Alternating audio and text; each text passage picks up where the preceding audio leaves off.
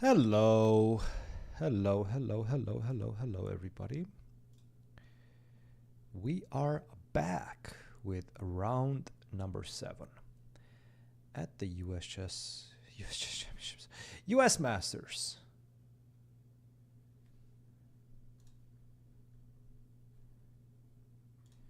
How is everybody doing?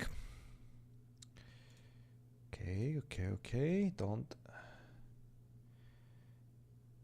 Don't be shy. Don't be shy.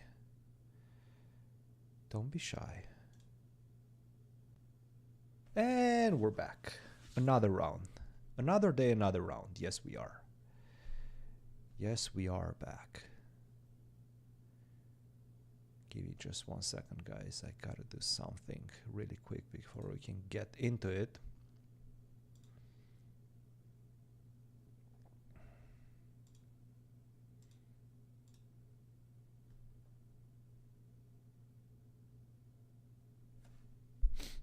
Now it should be good.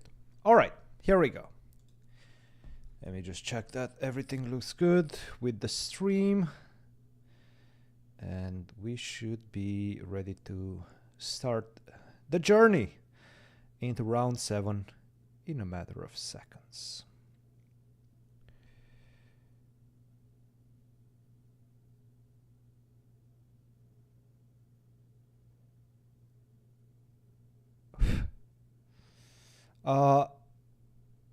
Lila, you might in fact be very correct about that. Yes. I did sort of jinxed him. Yes, he was on a perfect score. And then finally, when I got to a point where I had enough time to cover his journey, he decided to lose. Like, who does that? Who does that? I'm not very happy. And you can understand why. No, I'm joking. This is the nature of the beast. Sometimes you just find an opponent who plays a really good game. And there's really not that much you could have done except for one thing. He did have a better position. He was given an opportunity. And there's something to learn about this type of situations as well, right? Because look, you've been fighting your whole game. You had a very rough position. You understand you're down on time. Your position sucks. There's no other way to put it. And then your opponent makes one mistake.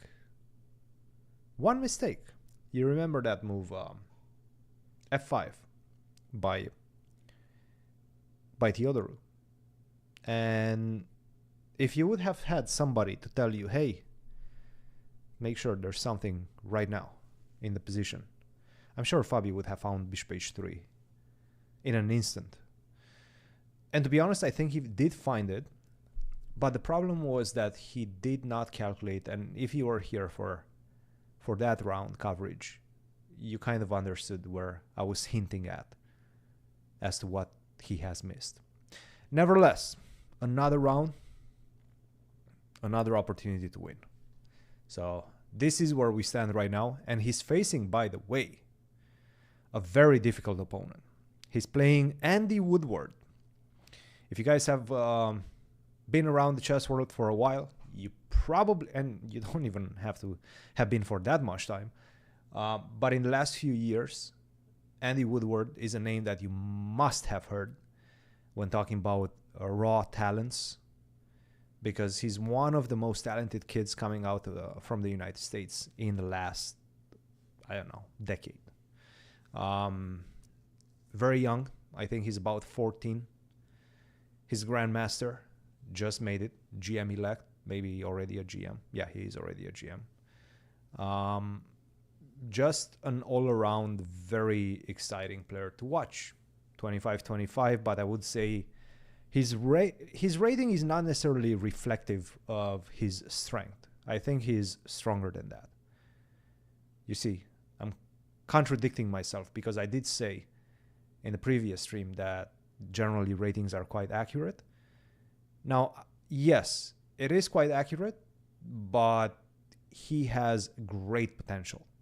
Andy Woodward, great potential. So not an easy round for Fabi in this one as well, but at this point, he knows exactly what he needs to do, and that is he needs to score some points. He needs to score more points because he needs to catch up with Teodoru. Teodoru is facing Grigory Oparin, so Teodoru is having a Team Fabi type of day, playing Fabi the first, playing one of his seconds in the second round. So, quite interesting. Anyway, let's get into it and see what we have. Here we go. I'm going to take it from the beginning just to kind of go through the initial moves. Fabi is with the black pieces, d4, knight f6, and a funny story, let's say, about today's round, this round, is that they did not know the pairings until maybe 15 minutes ago. And that's because one of the games lasted close to 6 hours. So they've been playing on increment, and I think they played on increment about 200 moves, maybe a bit more than 200 moves. Almost unheard of. So I can tell you that Fabi nor Woodward had too much time to prepare for this round. Actually, nobody from this tournament has had too much time to prepare in this round.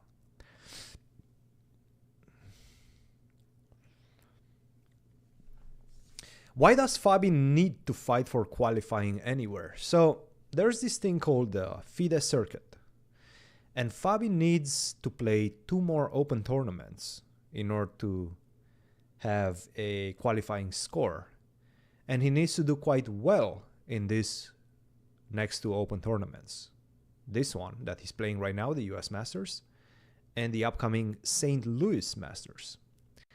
And if he does well, then he has a very good shot at surpassing Arjun Erigaisi, who is also fighting for the qualification to the candidates. So that's exactly why he's playing this tournament, and that's exactly why he's trying to win it and fighting for it. He's underrated. I mean, look, he's good. Andy Woodward is very, very good. Well-prepared young player. Typical. I mean, all these kids know so much theory. Catalan. We have a nice Catalan. Bishop to b4. This is for FIDE circuit points. Yes. Bishop to e7. Why is Woodward's opening not good? I mean, so far this is a very typical Catalan. Castle, castle, c6, b3, b6, bishop to c1. I do believe that this is somewhat of an opening. It has been played quite a few times. Basically, what black does with bishop to b4 followed by bishop to e7 is that it more or less forces, not necessarily forces, but the best way to continue with white is to cover with the bishop to d2, which we've seen, and then usually the bishop goes either to g5 or to f4. But the problem is, whenever you go to f4 or g5, I very often have ideas of simply just knight to h5. Knight to h5, you go back, knight to f6, and then you need to find a good square for the bishop. If you go to g5, then I just play h6, and again, you don't have a very good place for the bishop. So you're running out of options. And recently, they've been trying everything. They've been trying bishop c3, trying to find a spot for the bishop to just feel safe, at least for a few moves until white can finish development and arrange his pieces the way he wants. So bishop to c1 is not out of the ordinary. It has been played before. a5, bishop to b2. It's a slow type of position. So despite the fact that you've lost a couple of tempis, black also lost a couple of tempis, right? Bishop to b4, bishop to e7, for example. So that's the nature of it. Knight to d2 to defend the pawn on c4 with the knight. And this is the position right now. So no, I wouldn't say it's a bad opening. I would not say it's a bad opening.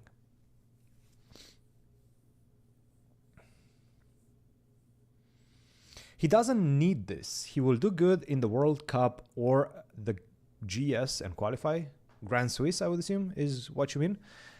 Again, I've been talking about this in the last stream also. Wouldn't you want to already have the qualification to the candidates? One of, well, pretty much the most important event every 2 years outside of the World Championship match, if you make it to that. But wouldn't you want to have the qualification and not have to worry about throughout 2025? Just be able to focus on your tournament without worrying about qualifying to the candidates. You've already done that. Let other people fight for it in 2025. I mean, that's a no-brainer. Of course you would want that. Of course you would like to secure that qualification a year in advance. It's going to open up, and it's going to give you a lot more opportunities to do other things, or just simply use that time that you would otherwise, I don't know, play tournaments, try to qualify in the next cycle. Use that time to prepare for the candidates. So of course, you would love to qualify right now, and that's why he's doing it. How old is Andy Woodward? I think he's 14, maybe 15. You guys tell me. You guys know much better than I do.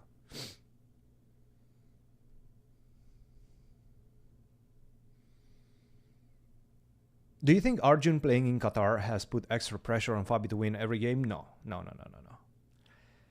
Absolutely not.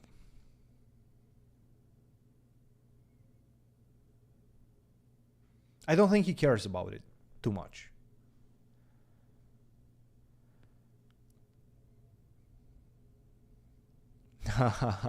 What's up, Navs? Welcome back. Look, I told you that there's going to be a stream for the second round, and there was. Gabby's live rating is still higher than Arjun's? What does that mean? Yeah, but that's going to be next year. Like, anything can happen. We're talking about the candidates which are starting in 2026. So this is going to be, the rating spot is going to be decided next year. With everything that's been hanging around in the balance in terms of a couple of rating points here and there, maybe a game. I mean, you don't want to have that in the back of your mind. Hey, if I lose 5 rating points this time, I'm not qualifying the candidates anymore. So, no. Again, this is the candidates that are going to be played in 2026. But he can qualify right now in 2024 if he does well in the next 2 open tournaments. And that's why he's playing it. What? What is Pekka loon lighting?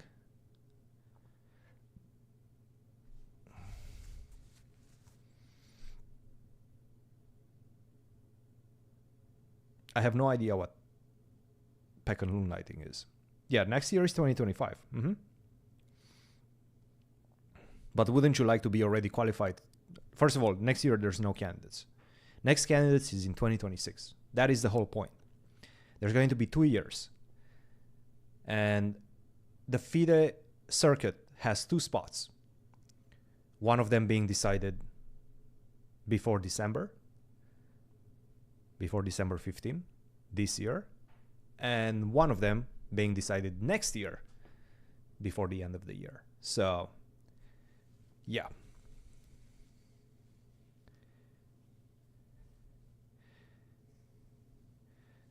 Oh, his Clash. Sorry.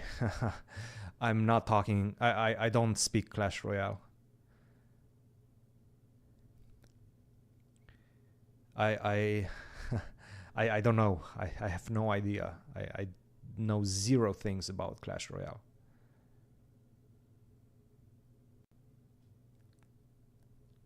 Fabi can qualify for the candidates if he does very well in the next 2 open tournaments. In this one, and in the St. Louis Masters, which happens immediately after this one. So he needs to do quite well in both of these events. He has to finish 4th or above in both events And if Arjun gains circuit points in Qatar, it has to be above second or third place in both events. There you go. There you go.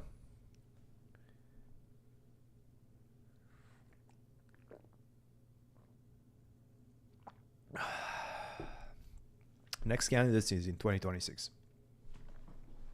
Only one player each year from the Grand Swiss, from the FIDE circuit points qualifies. So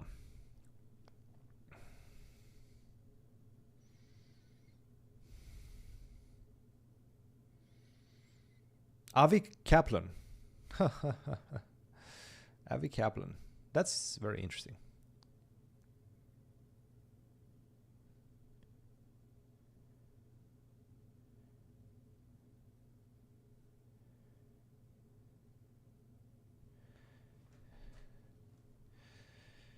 That is a name that I've only heard recently because I think he's interested in coming to Mizu, to my university. So he's applied. We'll see if he gets in. But he might be my student next. We'll see. I'm sure he has other options.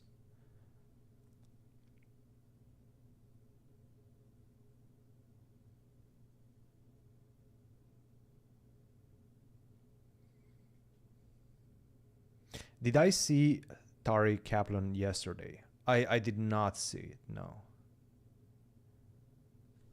I did not see it. How long have you been training jiu-jitsu? It's been like 5 years now. Yeah, St. Louis is going to be a good one. I'm playing St. Louis too. I'm very excited. Haven't played since August last year. I'm playing every full moon. But I think it's going to be a fun event. It's going to be a very difficult event. And we'll see if I can still move the pieces. But yeah, I'm interested. I'm interested to see how that one is going to play out. Yeah, Abdusattorov is out. He didn't do very well at Uzbek Chess Cup. So he's out.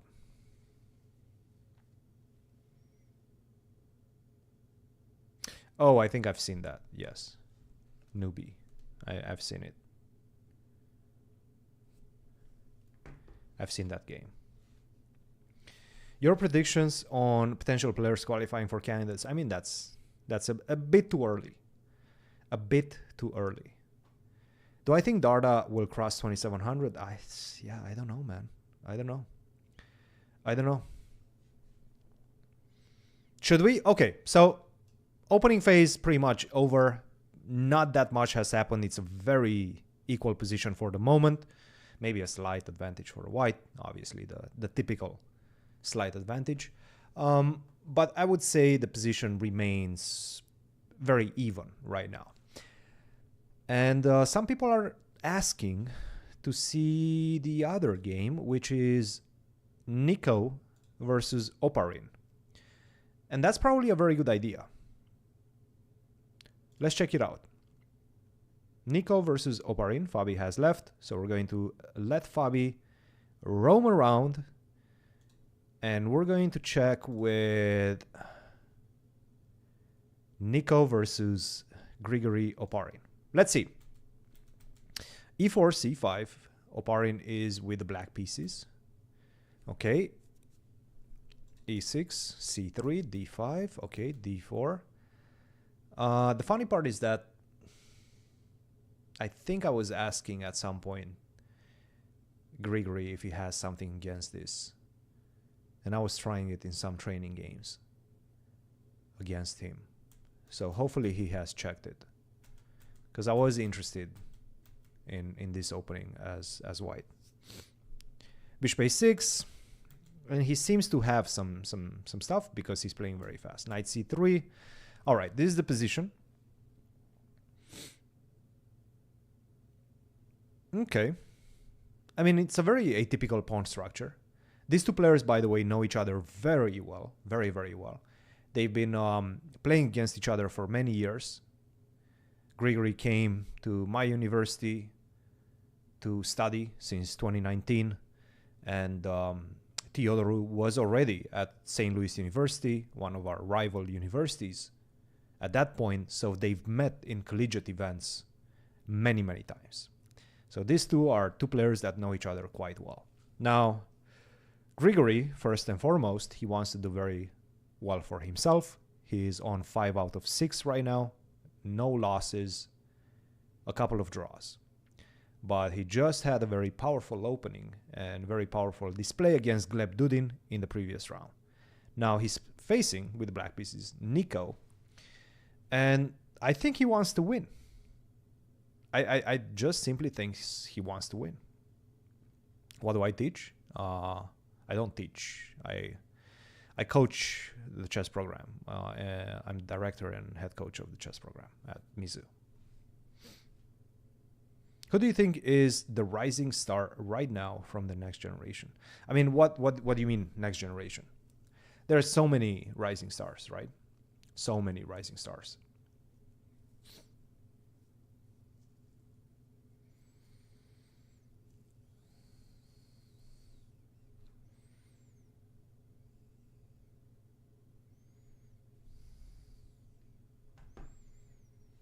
Who is the coach for St. Louis University? That is Varujan Akobian right now, since last year. And the assistant coach is Darius Zvierch. And actually, Grigory just graduated in May. And right now he is the assistant coach. He literally just started the assistant coach at Mizu. So he's working with me. Your dogmus is very strong, yes. So knight c3. Probably rook to d8 makes a lot of sense. It's going to be an interesting battle because black obviously is going to focus on d3, on that weakness. That's the big one in the position. And white has some strong grip in the center with his pawn e5. At the same time, the pawn on e5 could become a liability also, because I am going to go knight to g6 most likely. I have a couple of routes for my knight. I can go via g6, try target pawn on e5, or I can try to focus my attention on d4, plant the knight on d4. These are the two main options in the position. So yeah, I think we should just let them think, go back to our main guy, Fabi, and see what else is happening. So I'm going to leave Mr. Greg to think. And we're getting back to Fabi. Let's see. Anything has happened in Fabi's? Yes, it has. Yes, it has. Knight d2, knight d7, excuse me, queen to c2, and now c5.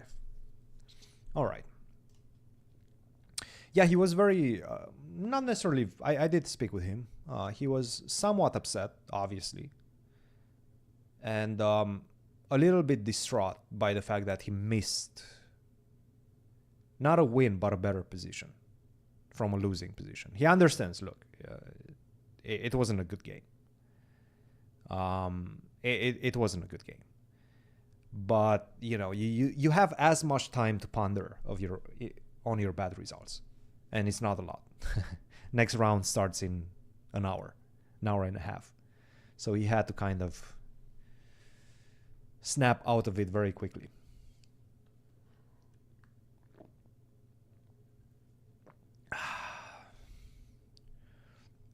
Does Fabi use chessable courses when he gets lazy with prep for a game? No. No.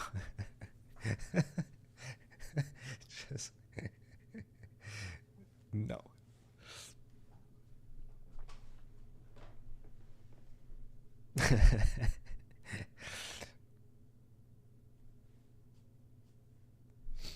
I'm not in Charlotte, no.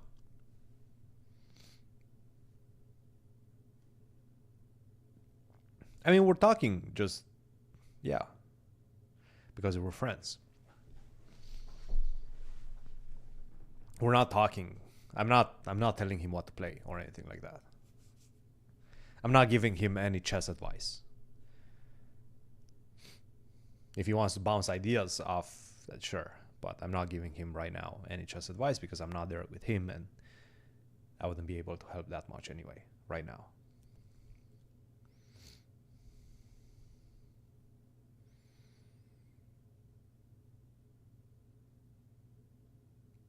Chessable comment. No, wait. Who pays more for a haircut? Your Fabi. 100% me. 100% me. Fabi's not. I don't think Fabi's very much into haircuts. Like, you're going to take him to supercuts, he's going to be happy.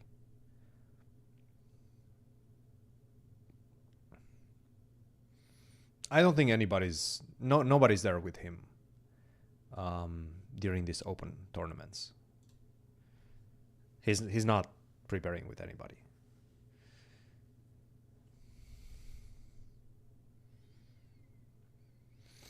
He just probably wasn't. Nico was just not on the live games. So he doesn't actually have one less game. He just wasn't in the live games, so the chess.com server doesn't know that he played the second game. That's my guess.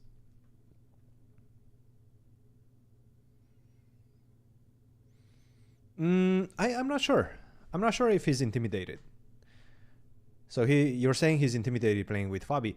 I'm sure there's an element of being intimidated. At the same time, this new crop of players, especially these young GMs, up and coming, extremely strong, they have no shame. They have no fear in general. They're extremely, and that's one of their, I would say, main attributes. They're very, very objective and very professional, and they don't understand fear as much, I would say, as maybe previous generations.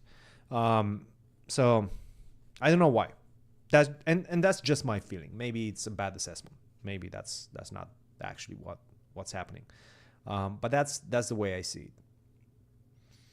By the way, Woodward, last year in Mexico, I went there for the World Junior Championship with some of my students. Hans was the rating favorite. He defeated Hans. And I think he defeated him with the black pieces. So he's another one of those players that can really beat some strong players. He can really beat some strong players.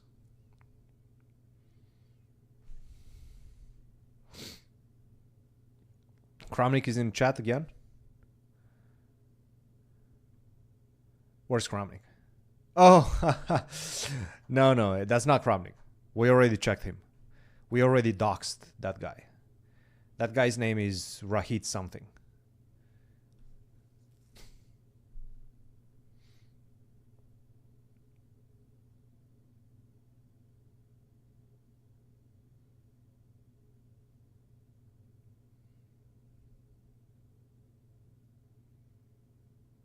He can lose to weak players. He can lose. Look, yes, of course.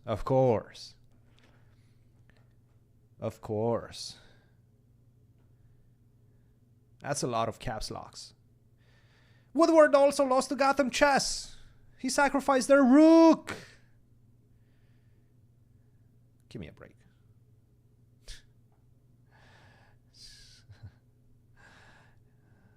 Gotham Chess. Woodward lost to Gotham Chess. Can lose to weak players.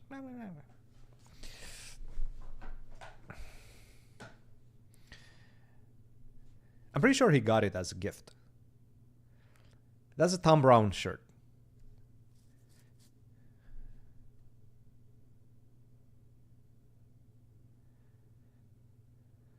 That's a Tom Brown shirt. Not shirt, jacket. I think Tom Brown himself gave it to Fabi. This is how rumors start. Tom Brown himself giving it to Fabi. All right, so e4. Kind of a big moment, obviously. You can play it simple and safe. You can go rook ac1. You can take on c5. Rook ac1, rook fd1. hide the queen, tuck the queen on b1 because you know what's coming after c5. Rook c8 is coming, and I'm trying to target that queen on c2. You can do that, but you're probably not going to be able to gain much of an advantage. Or you can try to play for the advantage with e4, which he does. But once you do this, you're kind of opening up the opportunity for the position to get a bit imbalanced, especially after taking on c4. Now, for example, if you take with the pawn, I can take on d4, and you can see the pawns are not in a very good position right now. The structure is not great right now. So that's one thing. My guess is that after taking on c4, he's going to take back with the knight, recapture with the knight, so that the pawn structure remains intact. How many countries have you traveled because of chess events?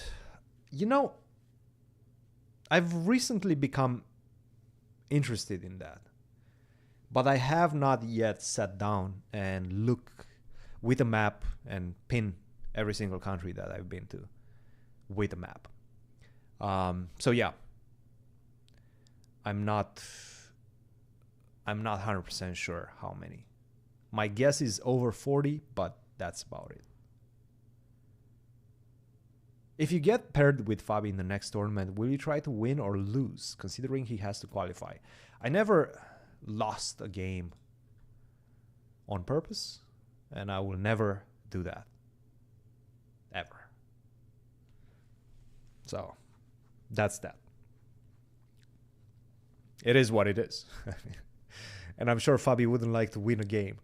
Fabi can beat me without having me give the point. That's not how it works. He's a very serious favorite when playing against me. That doesn't mean that I'm not going to try to beat him, or not going to try to play my best chess. So that's the way it goes.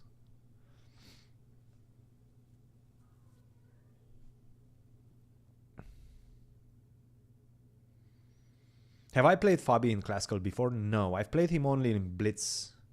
I played rapid training games, but I've never played him in classical chess.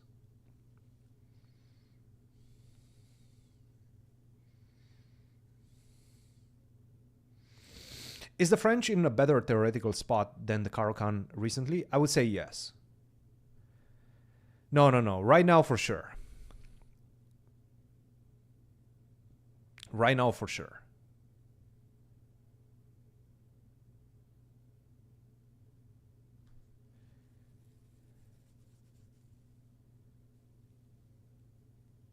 I am doing the World Rapid in Blitz, yes.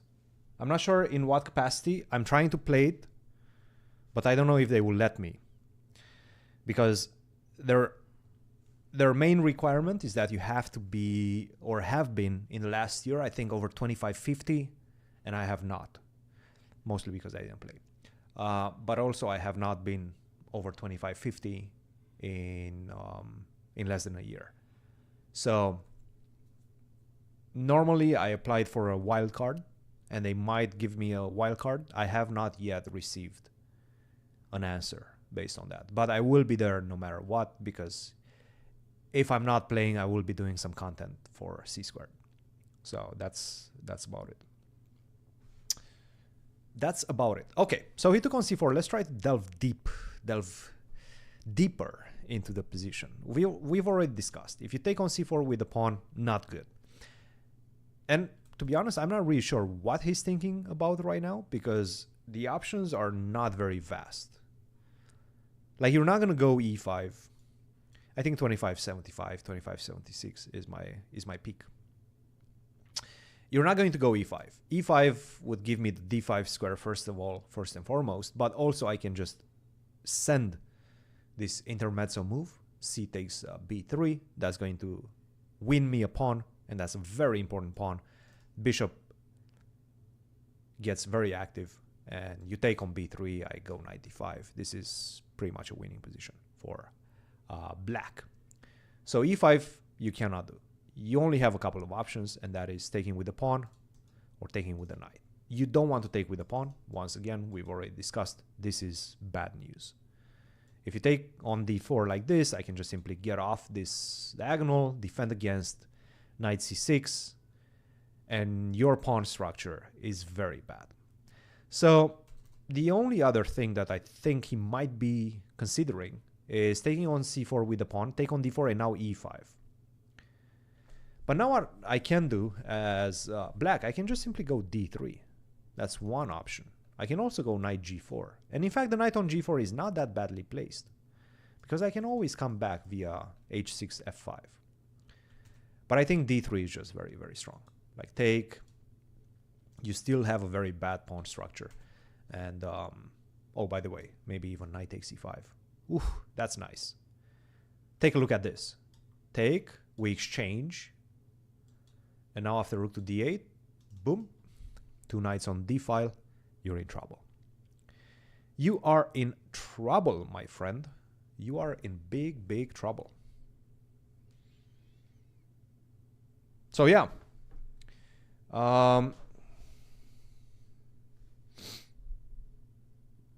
That's the situation right now. By the way, shout out to Twitch as well.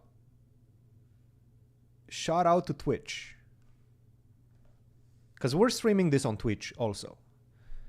We're doing what they call multi-streaming. I don't know, I haven't gotten a hairstyle in a long time. A haircut, excuse me.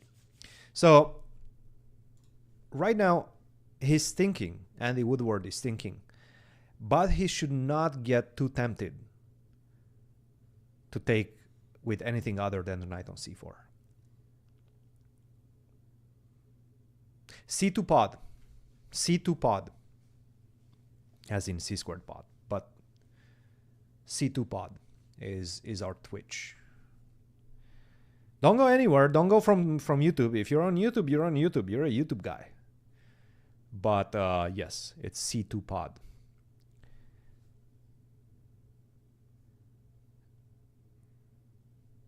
The French theoretical is really a Caro-Kann up a tempo, although with a worse light square bishop.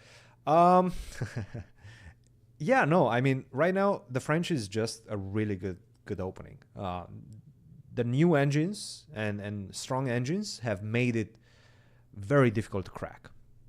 Very, very difficult to crack. Do I enjoy doing commentary or playing better? I mean, I would say definitely commentary, but I'm always interested. It's our Discord is in the description. You can actually find it under this, like in the description of this video. So you can check that out and join Discord. That's where we chat. That's where we do all the chatting. Should I start the procedure? So now that I don't play that much, I enjoy it a lot whenever I do it. Commentary is less stress, much better paid, and that's basically one of my main jobs. What does Fabi need to qualify for the candidates? There was somebody that was, in fact, giving us the rundown of how many points he needs to score in this one.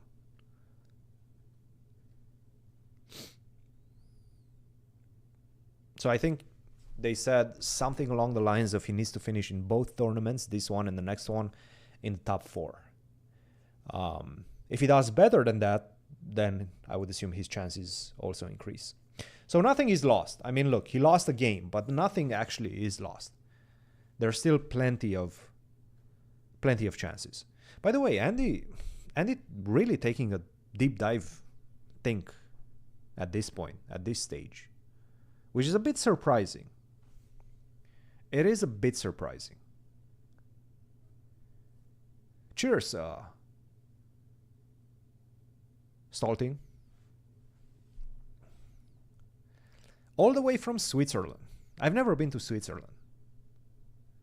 I hope I will I will at some point visit Switzerland. He's really thinking, huh? Okay, while he's thinking, and to be honest, again, we've kind of understood everything that's happening right now. He needs to take with the knight on c4. That's just going to maintain the structure as is. It's a very, I wouldn't call it a simple position right now, but it's a position in which you shouldn't be doing too many crazy things unless you want to get a worse position. So he's thinking about it. He's considering perhaps taking on c4. That would be very good news for Fabi if he decides to take on c4 with the pawn. So while he's thinking, while our good friend Andy Woodward is thinking, let's take a look at the leader, Nico Theodorou against Grigory Oparin. This is what's happening on board 1. Oh, really? Nothing has happened? No, something has happened. Okay. There we go. Grigory Oparin. Deep in think right now. After we left it, he played the move knight f5, knight to e4.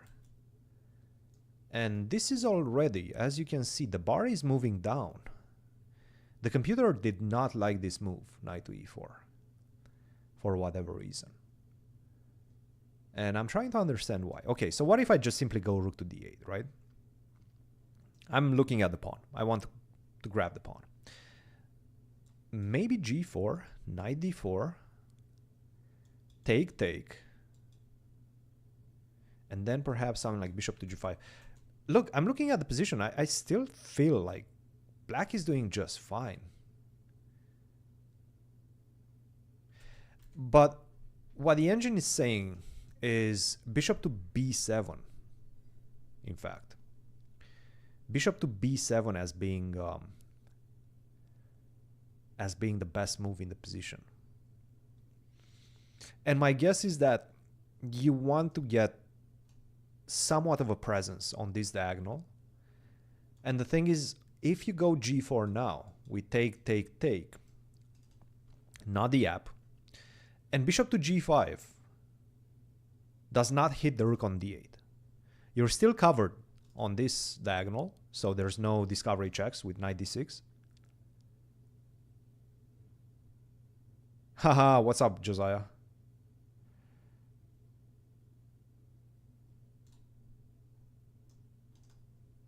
So you're still covered on this diagonal, but now you don't have to worry about bishop g5 hitting your rook with a tempo. I'm just a hobbyist, Josiah, when it comes to playing. I consider myself a hobbyist. So right now we're doing some work here. And, we're covering, we're taking the channel to the next level. Speaking of taking the channel to the next level, make sure, if you're here for the first time, don't forget, like the stream so that more people see it, and subscribe to the channel for much more content to come. Much more interesting content to come. Commentary still builds over the board skills, and vice versa, I would say. And that's why a lot of commentators, they do like to occasionally play. And I do like, I love to occasionally play. I play it regularly, but only in training, like with my students, for example. But I haven't played in a tournament in a long time. It's a different feeling.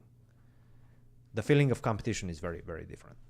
But it does help build, I would say, the commentary skills as well, because you stay up to date on theory. Okay, I'm doing that for other reasons, not playing, but you're still staying up to date to theory. You're still kind of feeling the vibe and the energy of a chess game.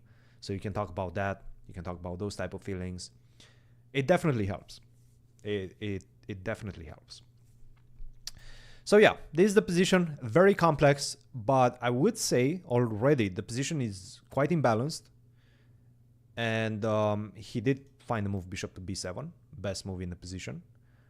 Grigory, that is. And Nico might be in somewhat of a dangerous spot already, which is very good news for Fabi. Once again, Fabi is trying to win this tournament. Grigory is trying to win the tournament. Nico is running away with the tournament right now. And I've never played him in a classical game. So I never played Fabi in a classical game. So I've beaten him quite a few times in Blitz games. And he has beaten me many more times in Blitz games. But we've never played classical. Okay. I like his chances. I like Grigory's chances. I think he's the one that's fighting for something. And that is the weakness on d3. He has a beautiful square that he's going to plant one of the knights on d4.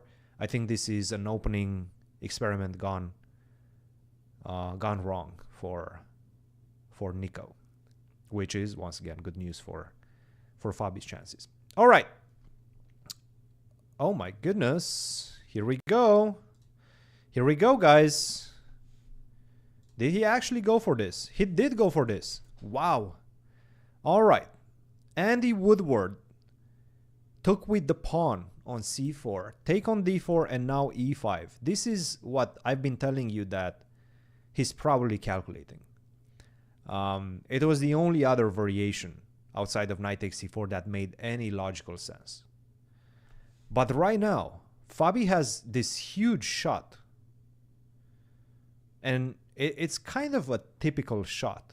But if he finds d3, he's in a good spot. Oh, he played it. He played d3. d3 is on the board. Oof, look at that. Look at that. Look at that hand movement.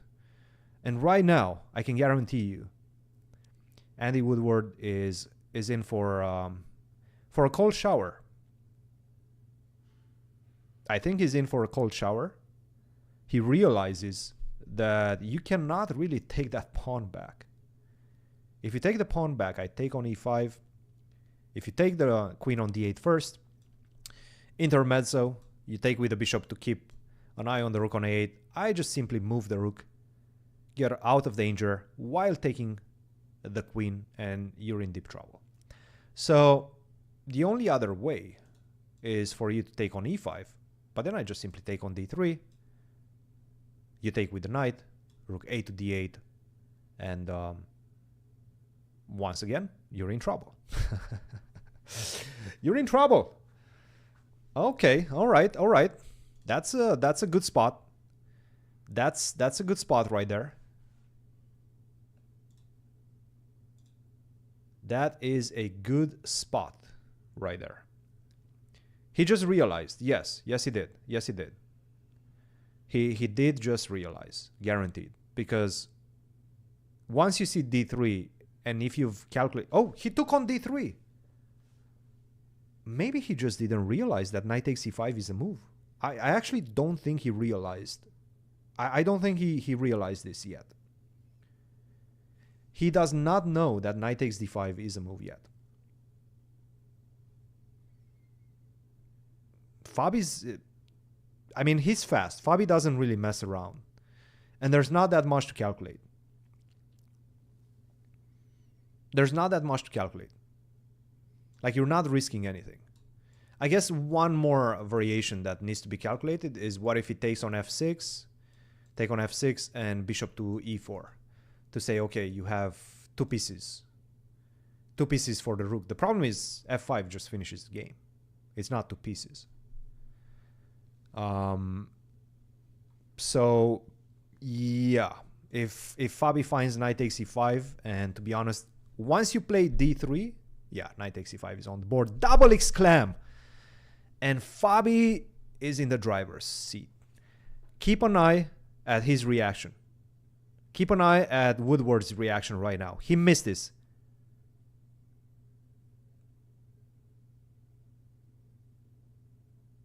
He's like, what? Wait a minute. What? Did you see that eyebrow? Did you see that eyebrow? He missed it. Oh, he just realizes that knight takes c5 is a thing. Yeah. Yep, he missed knight takes c5.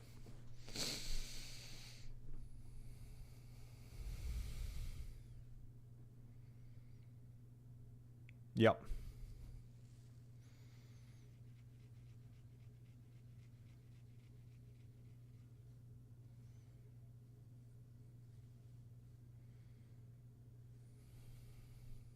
Yeah, now he knows.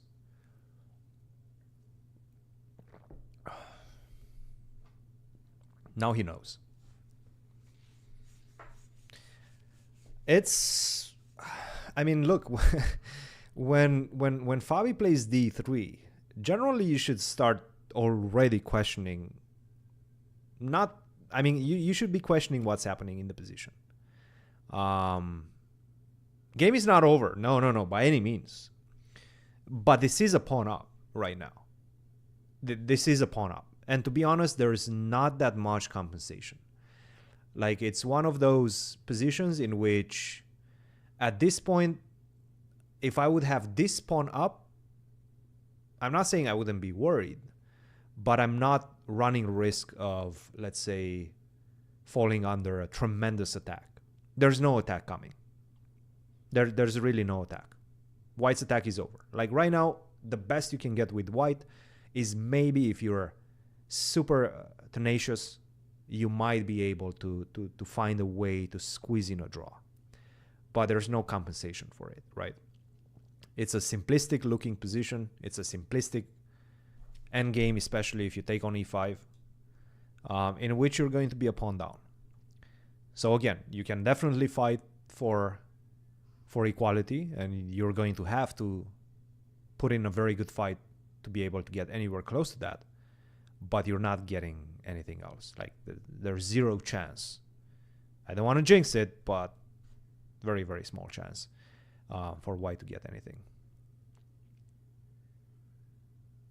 Yeah, no, I mean, that's the thing. You're a pawn down, and my pawn structure as black is completely intact, extremely healthy.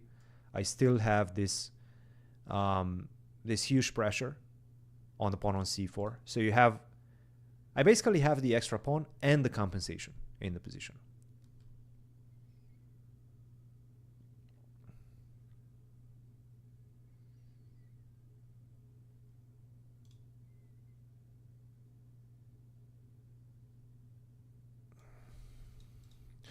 What does US Masters have to do with the candidates? Oh man. Am I going to explain this again, chat? No. White does not have the bishop pair. That's not how it works. I mean, technically, white does have the bishop pair. But you only say that one of the players has the bishop pair if the other one doesn't.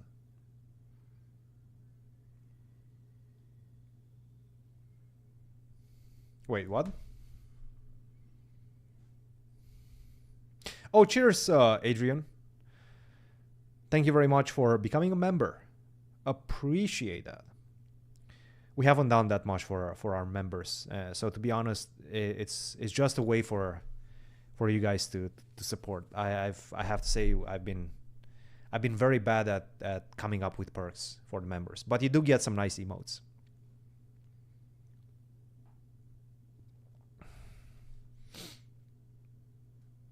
So the idea of the bishop pair is that you only say that one of the players has the bishop pair if the other one doesn't. Like, it doesn't, you cannot say I have the bishop pair if your opponent has the two bishops also. Does that make sense? Does that make sense?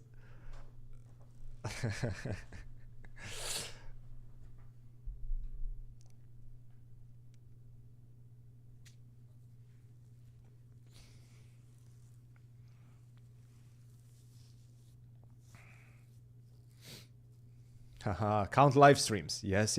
We've had some of those. This is the count live reincarnated, but on YouTube this time, and with another count. It's 2 counts.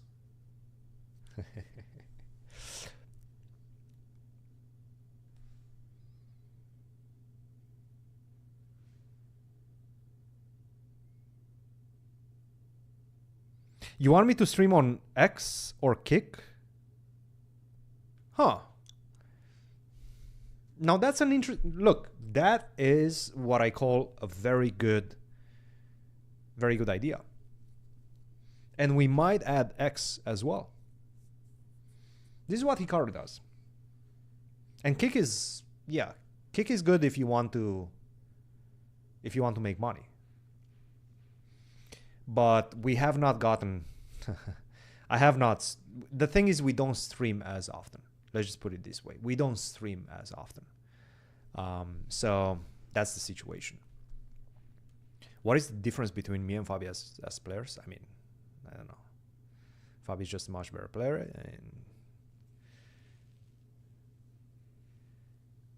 And everybody gets a bishop pair and a pony. Yeah, that's the thing. I mean, if black wouldn't have, let's say, the bishop pawn a6, yes, you would say white has the bishop pair. But since both players have the bishop pair, there's no bishop pair. Anyway, knight e5. Let's see if white tries to hold on to the queens. Let's say queen to e2, right? Oh, but that's actually even worse, because now I go knight d3. Yeah, this is even worse. You don't want this. Knight d3, the bishop, I don't know exactly where you're going to move that bishop.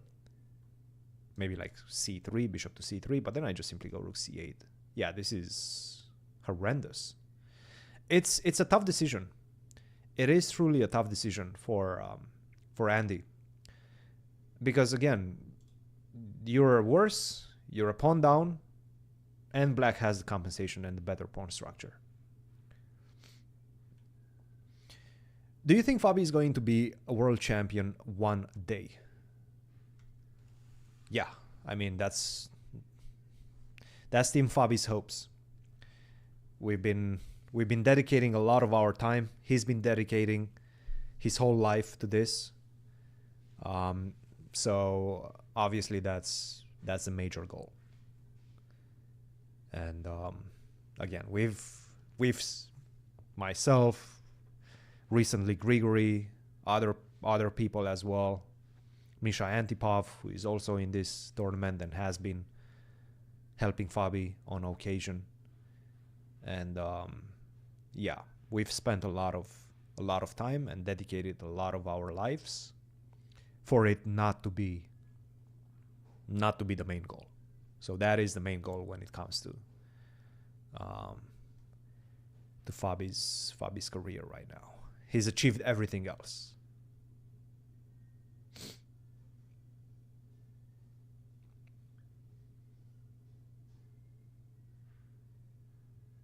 Yeah, well, I mean, no, he completely forgot that this move exists. And it's normal, because you get to this point and d3, this is a very typical way.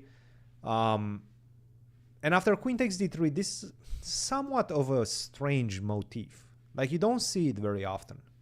You don't see this knight takes e5 very often working so well. Because sometimes you have a rook on e1 or on d1 to defend the knight on d2. But right now, you have nothing. Even if the rook would be on c1, let's say, and you don't have rook to c3 to defend it like this, you still have bishop to f1, right? But in this position, after rook d8, there's no way to defend these knights. No way to defend these knights.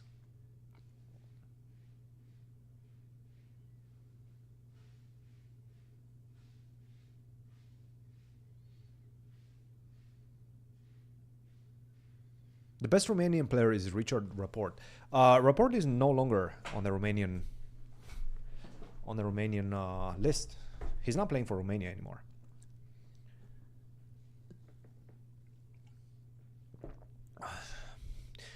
Look, at this point he realizes, again, sometimes whenever you, how to put it? Let me think.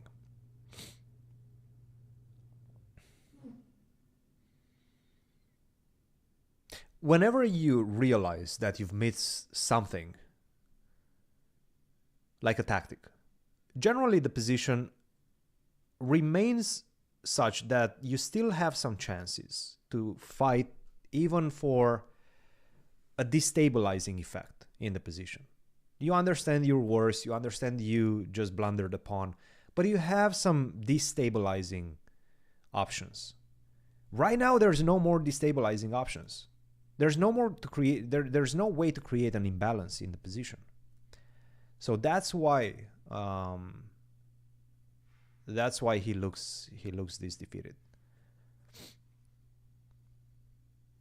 Would Magnus ever coach Fabi for candidates? that's a good one. That's a good one. I like. Look, I like the creative aspect of it. I do like the creative aspect of it. I don't think it's ever going to happen. But look, it's happening in tennis right now. 2025, Djokovic is going to be coached by Andy Murray. But I don't think it's going to happen in chess. I don't think it's going to happen in chess.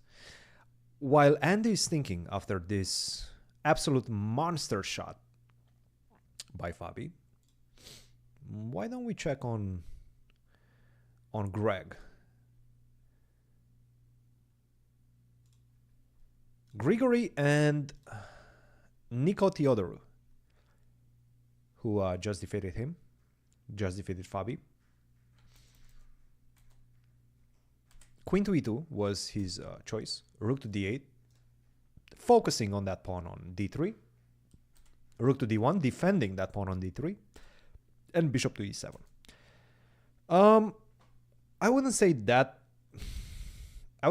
much has changed. We kind of expected these few moves. It's going to be one of those strategical fights, mostly strategical for black to get decisive advantage because everybody understands that right now black is better. Black has full control over the d4 square, which is the main square in the position. Nice central square. And two of my knights can get there. So there's a lot of pressure. I have a lot of pressure on the d3 pawn. You don't have much of anything, to be honest. And h4, it's kind of not necessarily a desperation shot, but it's not a shot that is going to create anything in the position, anything substantial at least. So now I can just go castle. I'm not afraid of anything on this side. You're not getting an attack going. So yeah, that's mostly what I think about the position. I think Grigory can be very happy about it. Fabi, I'm sure he's hanging around as well. He's probably watching closely this game, and he's perhaps quite happy with what he's seeing because, again, if Grigory manages to defeat Nico with black, I would say Fabi's already back in contention, full contention.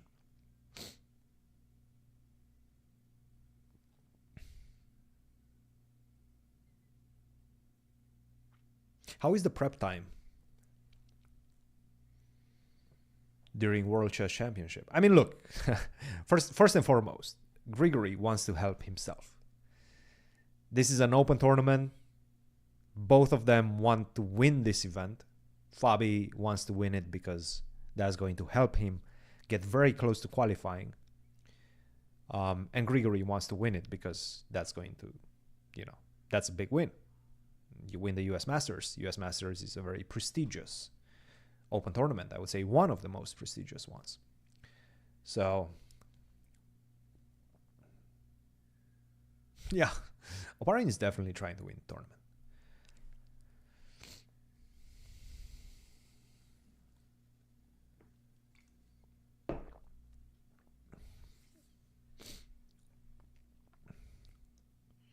And while Greg is thinking, maybe we can just go back.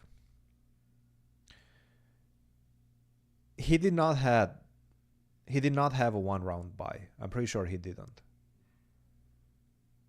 I'm pretty sure Nico is still on 6 out of 6 right now. It says 5 out of 5, but it's actually 6 out of 6.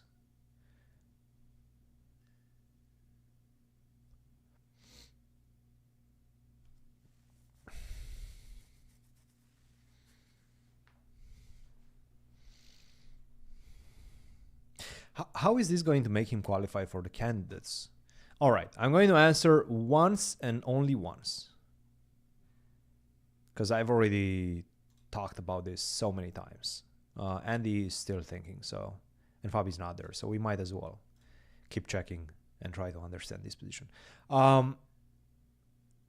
So there's this thing called the FIDE circuit points. Fabi needs, in order to meet those requirements, he needs to play 2 open tournaments. He's playing this one and the next one, St. Louis Masters, immediately after that.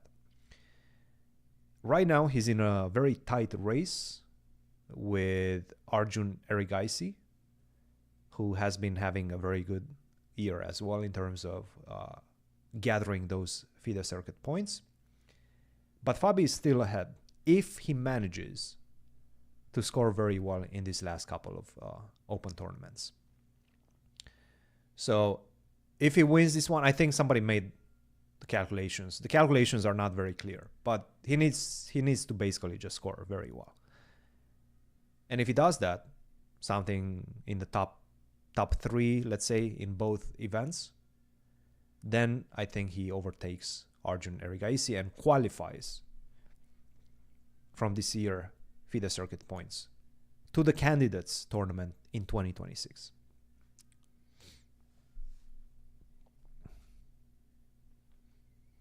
Hopefully that made it more or less clear. All right, you know what? Let's look at some other games. Andy still hasn't played. I'm going to get Andy and Fabi back on screen, and then we're going to move around just to kind of get an idea of what's happening in the other games. Oh, all right. We're having a Mizzou clash, so I feel like I should probably cover this one as well. Mizzou clash between Misha Antipov and Luka Budisavljevic from Serbia. Both of them current students at the University of Missouri. Misha sitting around 2,600. Luka shamefully under 2,500 as a grandmaster. And I'm teasing him all the time about that. But he's trying to make his way back to 2,500, and he's very close, in fact.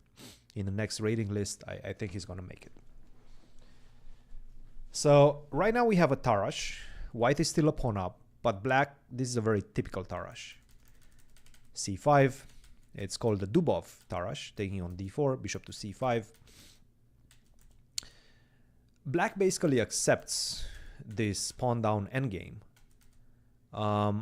but it does seem like with a precarious position of the knight on b3, bishop to e6, you cannot take on c6 because you lose a full piece after bishop takes b3. So given all these factors, limited material, if we manage to exchange this one and the knight on b3 for the bishop on e6, that's going to be a technical draw. That's going to be a 4 versus 3, which is considered to be a draw. So all of those things combined, all of those factors combined, mean that the position is very close to equality, in fact. Isn't FIDE Circuit 2024 ending on December 31st? Won't Arjun also play somewhere else? Yes, but I don't... If Fabi's... Right now, Fabi's, I think, ahead. And if he scores well in his open tournaments, then I don't think it matters too much what Arjun is going to do. But he needs to score very well in these 2 tournaments. And Arjun is indeed playing in Qatar Masters, trying to improve his score. Now, FIDE Circuit 2024 and 2025, there's 2 spots for the candidates, the next candidates, which is in 2026. One spot comes from this year's FIDE Circuit. The second one comes from 2025.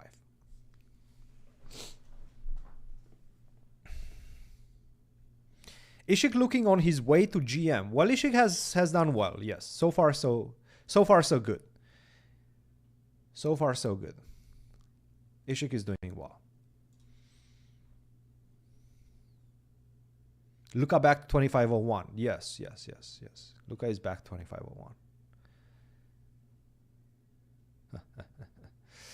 Oh man, that's tough. You can see it on his face, right?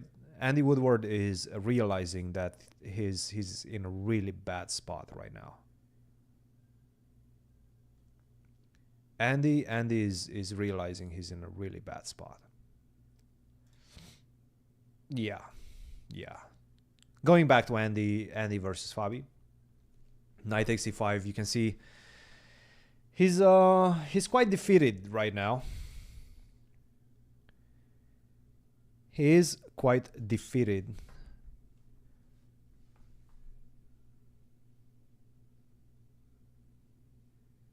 Arjun will be ahead if he wins Qatar Masters, regardless of this tournament place, which could be first, and St. Louis Masters first. So you're saying that if Fabi wins this one and St. Louis Masters, Arjun can still overtake him by winning Qatar Masters? Is that correct? Fabi's just chilling. Fabi's hanging around. Let's see if we can actually find him. Oh, my goodness, wait. Let's see if I can find him. Look, I'm going to take him off the screen a little bit.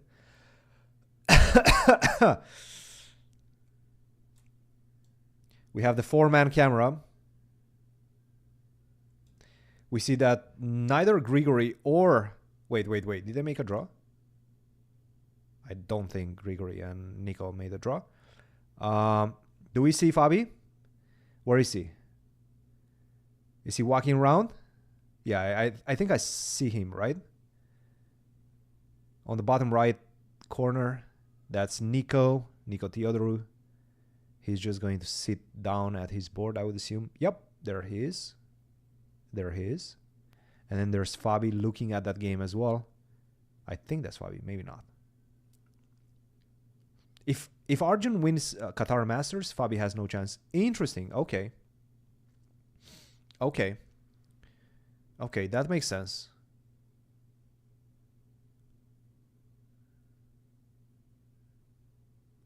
There's Grigory setting himself back at the board.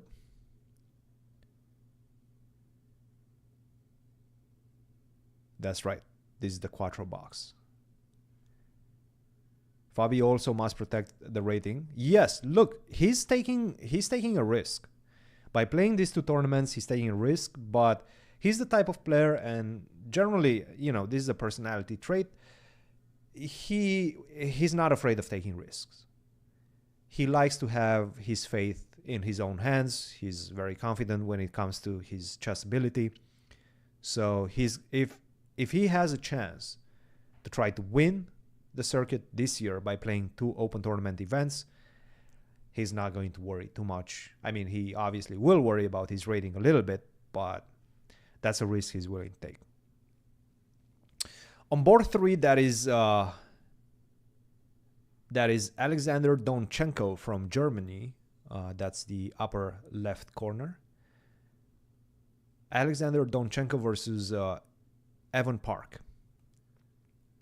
International Master Evan Park, who, by the way, has been having a very decent result so far.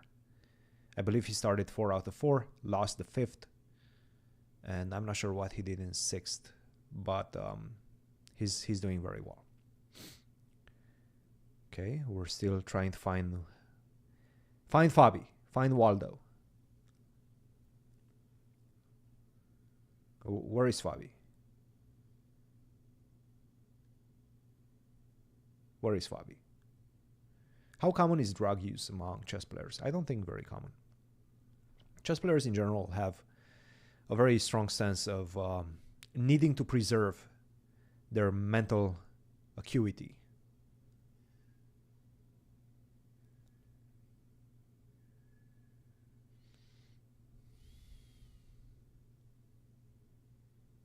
He has not. Nico has not. No, I'm pretty sure he played all of the tournaments.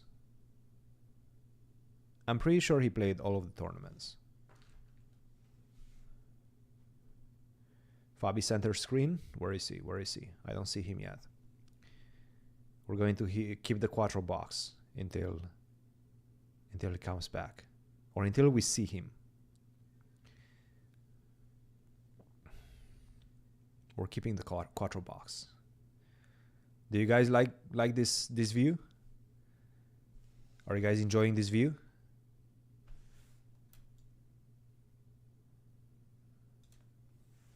I hope you are. Mostly because, look, Andy has not played a single move since. He has not played a single move yet. The view is good. Okay, I'm trying to find Fabi as well. I don't see him. I don't see him. We're waiting for Fabi to come back.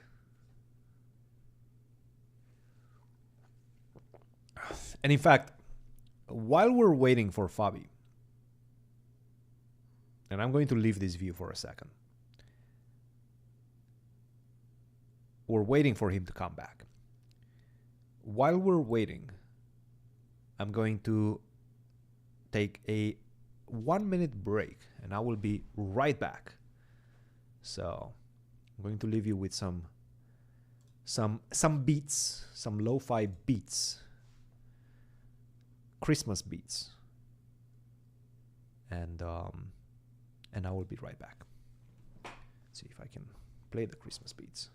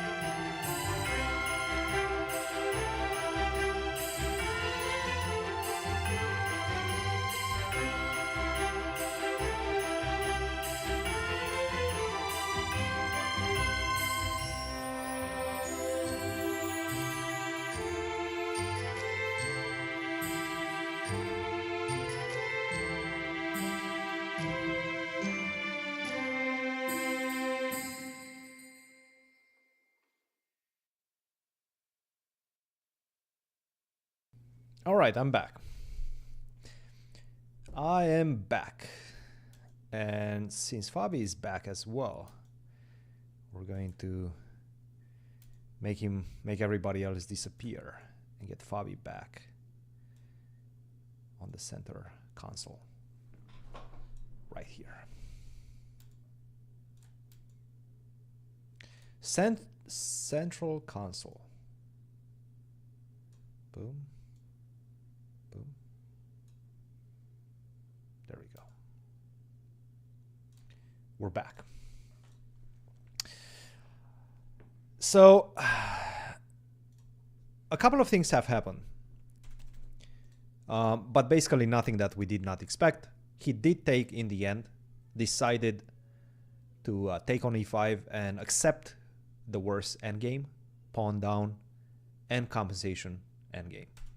So queen takes d3, followed by a rook a to d8, This has been pretty much all calculated by Fabi, obviously, from the time that he played d3. And after rook to d8, to be honest, Andy Woodward right now in a very perilous situation. 22 minutes against an hour and 18 minutes. He's down close to an hour on the clock with a worse position, a pawn down, and facing defeat right now. Thank you, Adrian Vesa. Happy 1st of December. That is Romania's national day. It's like Independence Day in the United States, 4th of July. It's our 4th of July, December 1st. And I guess it is December 1st right now in Romania. Why did Andy think for so long? This was a situation where obviously he missed knight takes c5, came in as a shock. And again, whenever you end up in this type of situations, sometimes you have something to look forward to. Sometimes you have one more path which keeps things complex, which allows you to continue with some sort of modicum of compensation. That was not the case. So this is what he was trying to find right now. He was trying to find the compensation. There's just simply no compensation. So he was in that state where he's almost incredulous about how bad things have gone with one missed move. One missed move. And he got in a really bad situation. It's the nature of it.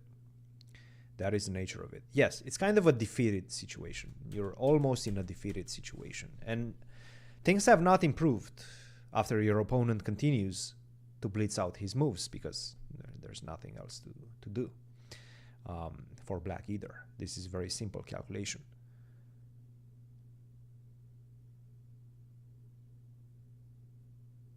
Besides Ding, who will be competing for Candidates 2026, again, apparently Ding is not guaranteed a spot at the Candidates 2026. Ding or Gukesh, whoever is going to be the loser of the World Championship match. Apparently the challenger does not automatically get a qualifying spot anymore.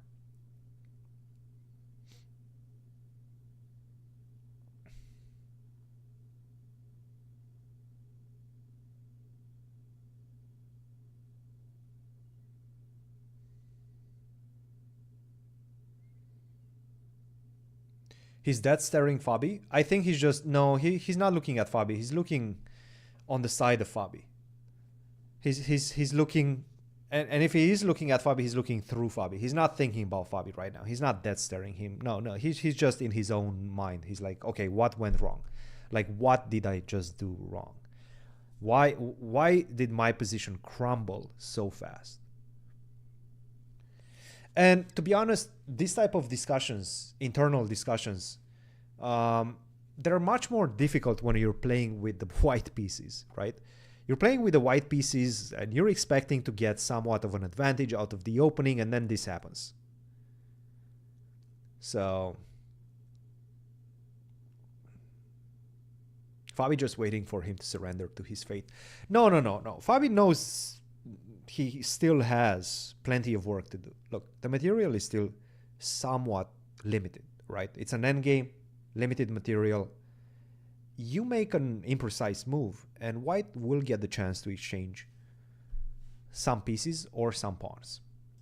Particularly if I manage to exchange these 4 pawns, get rid of my weakness on c4, then the position starts becoming much closer to equality.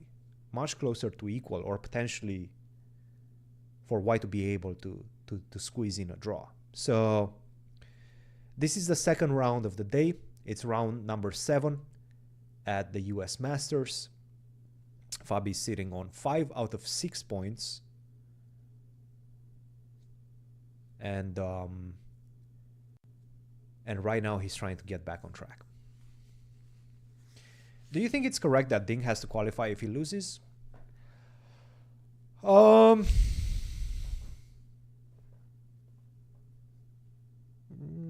yeah, yeah, yeah. No, the candidates is tough, man.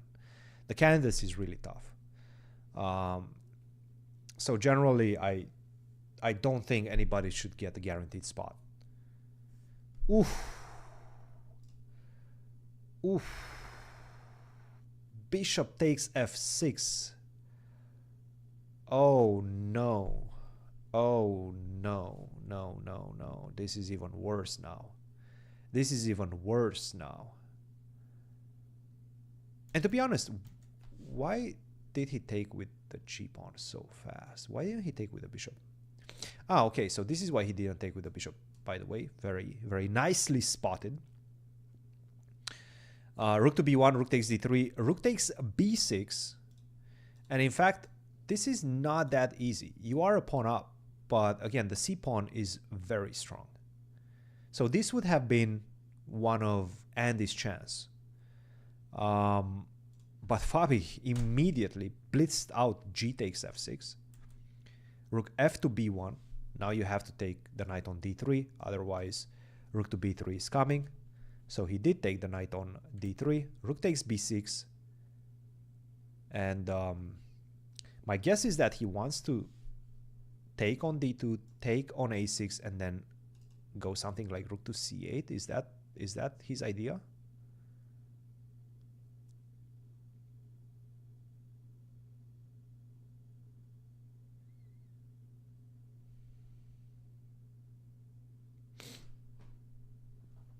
He has seen all my tricks. Yes.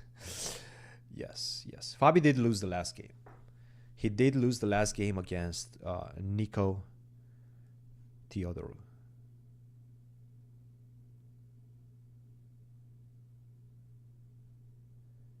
He has lost the last game.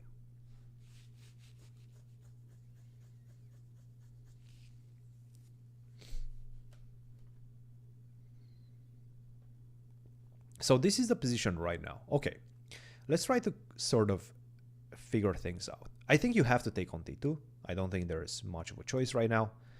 Maybe you can consider bishop to c8, but to be honest, bishop to c8, I don't know. It doesn't really make too much sense to me. Now, it will be considered. It will definitely be calculated, and Fabi will be considering bishop to c8, but I just simply don't think... It's a bit too passive. I don't think he's willing to go this passive. And after bishop to c8, you're just allowing white to stay in the game. Rook to c3, knight to e3, defending the pawn on c4, and now the bishop on c8. That's a problem. That's a problem piece. The thing is, you cannot really open things up for that bishop because e5 always comes with tremendous consequences, and that is giving me the d5 square, which is something that you don't want. So that's why I think he's going to try to go rook takes d2. It just makes the most sense. It's the other way you can continue this one. I don't think rook to d6 makes a lot of sense either, but if anything else outside of rook takes d2, it's probably rook to d6. The idea being that if you do go c5 right now, and this looks like the most natural move, because if you take, and now I have a very strong b pawn.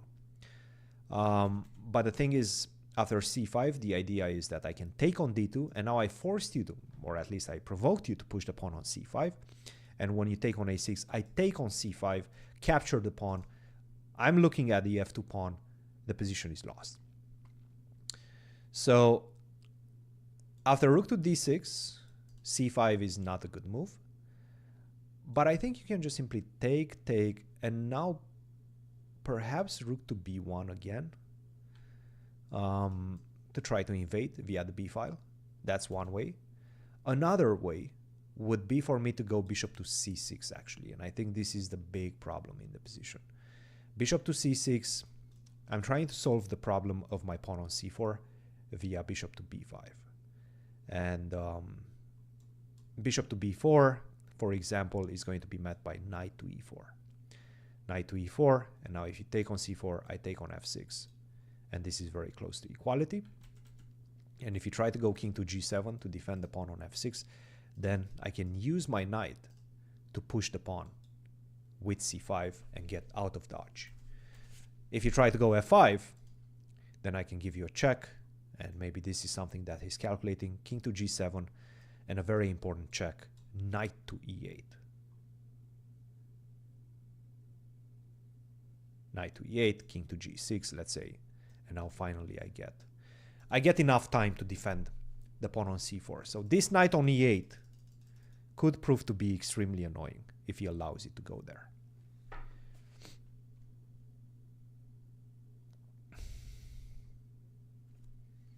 Nico is not my student. Nico is at the opposing team. Used to be at the opposing team. He's not anymore. He is not anymore. So the best move for Fabi, going back to the beginning, I think the best move for Fabi right now is to just simply take, and go for the c4 pawn. You take on a5, I take on c4.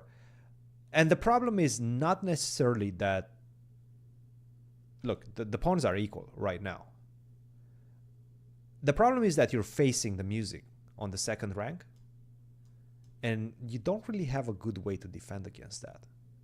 And I have a great way to continue pressuring you on the second rank. So for example, if you try to go a4, I can just simply go bishop to c5, try to keep contact with that pawn on f2. I can go rook to c2. Bishop takes f2 is coming. You're in big trouble. So what Fabi is going to do right now, because it is somewhat of a tricky situation right now.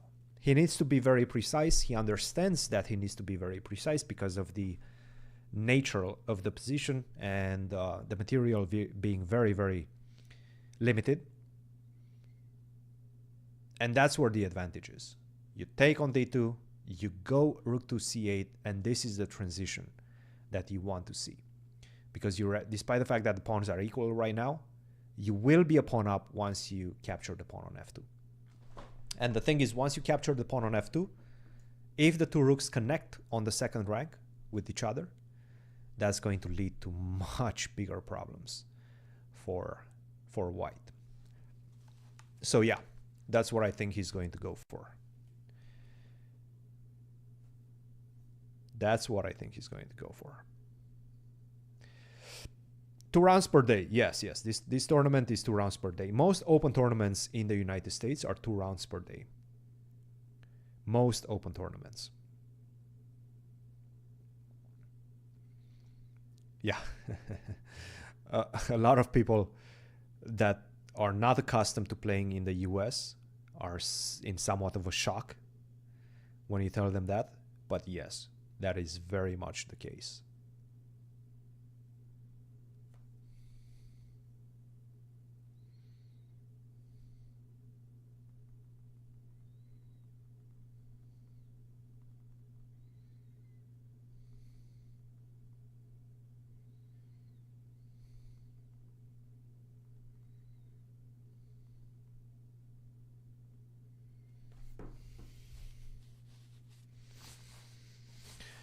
Thanks to all the new subscribers. Guys, if you are here for the first time in the chat, you're watching Fabi's games, you're enjoying the commentary, you're enjoying the stories, you're getting to know more about the FIDE circuit. I'm getting to know more about the FIDE circuit. I'm enjoying your presence. But if you do enjoy this stream, make sure you like it, like the stream, so that more of our chess friends know that this is happening and see it on their timeline. And subscribe to the channel. We have a lot of content coming up. We're closing in on 80. Yes, that's true. We're closing in on 80. We are definitely closing in on 80. So that's exciting. I mean, 80,000. It's a lot of subs. It's a full stadium. We're not Gotham. We're not Hiki. We're not Hikaru. We're not as popular as those guys yet, but we're hoping to make it. We need more World Chess Championship recaps. Well, the thing is, first of all, Fabi's not going to do any recaps right now while he's playing. Once the tournament starts, there's no way we're going to get any recaps from Fabi. And the games have, sure, today actually has been quite exciting. But I just feel like without Fabi, it doesn't carry the same weight and the same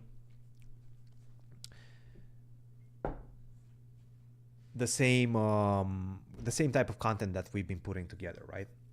Because generally we've put the type of content which is different from other recaps. It's a much more in-depth, and that's very much because of Fabiano and his style of lecturing. He's not lecturing you guys, but he's giving you kind of a master class, right? So now if you take that, sure, I'm going to be able to give you a nice recap, but it's not going to have that special, disruptive effect.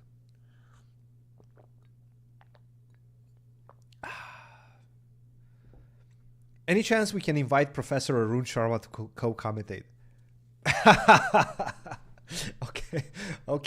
Okay. That's somebody that knows what's up.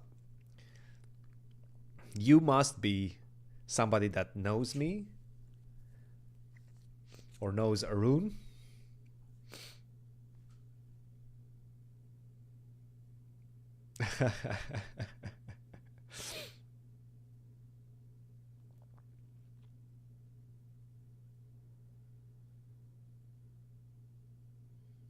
Oh yeah, no. I mean, first of all, I don't think you can even have a recap because Fabi needs to play in the morning.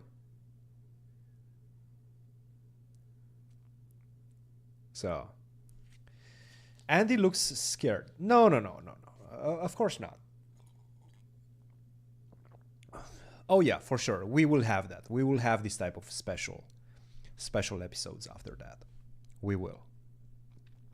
By the way, guys, shout out also to the guys at the Charlotte Chess Center for giving us access to the camera feeds. They do have official commentary as well with Daniel Naroditsky and I think Caden Truff and other guests.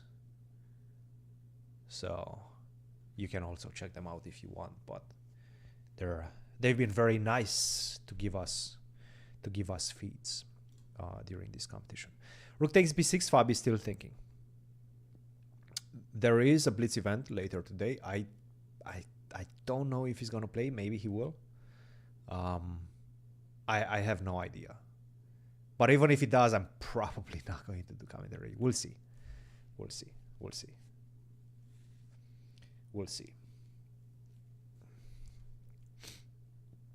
Okay.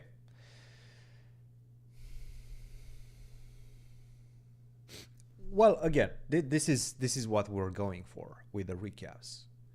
Like, this is something that differentiates our channel from other channels. It's a more in-depth recap. Now, again, you have take, which right now is bringing something new. Levy, he's kind of like the main face of recaps. He's the one that made recaps famous, and now everybody does them. So, but it's different styles again. Isn't taking the knight the most natural? It is at the same time. So this is the dilemma that Fabi is facing right now. If you do take the knight and you allow rook takes a6, at this point you have opposite colored bishops. So there are some tendencies, some very significant tendencies for a draw. That's kind of the situation right now. These are the ideas that he's going through in his mind. He does have an option to preserve his bishop pair, and this is the bishop pair. We've had this discussion. Okay, somebody was saying that previously white has the bishop pair. No, white does not have the bishop pair in this position. All of the bishops are still on the board, so there's nobody that has the bishop pair. But once you take on f6, you're giving me the bishop pair. Now I'm the one that has the bishop pair. And After rook to b1, rook takes d3, rook takes b6. Now he has the option to preserve that bishop pair with bishop to c8. Where are my cats? They're somewhere around. I mean, right now it's actually their feeding time, so they're probably getting fed upstairs. Yeah, technically both sides have the bishop pair, but we don't. Whenever they cancel each other, we don't really discuss about bishop pair. But right now, black has bishop pair. If he decides to go bishop to c8, which is a move that I'm sure he's thinking about. The problem with bishop to c8, and we've been kind of touching upon this, we've looked at this, is that after knight to f1, I'm not really sure how you're getting to this pawn on c4. So rook c3, I go knight e3, and that defends the pawn on c4. If you go bishop to c5, now I go rook to b3, and that's the problem. This is the problem. And this Gurel is very strong, yes. And this Gurel is very strong.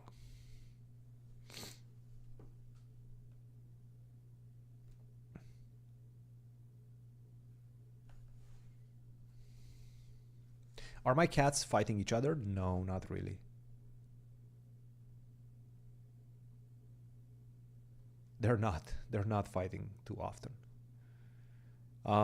They occasionally slap each other, but this is typical of cats.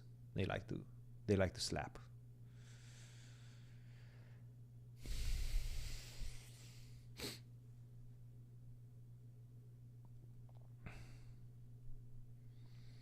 They like to slap.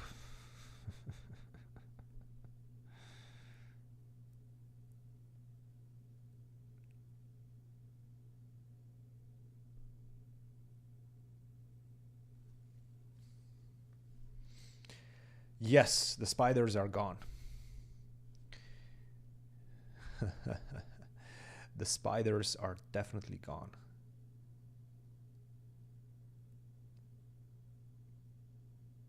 Big moment, guys. Big moment.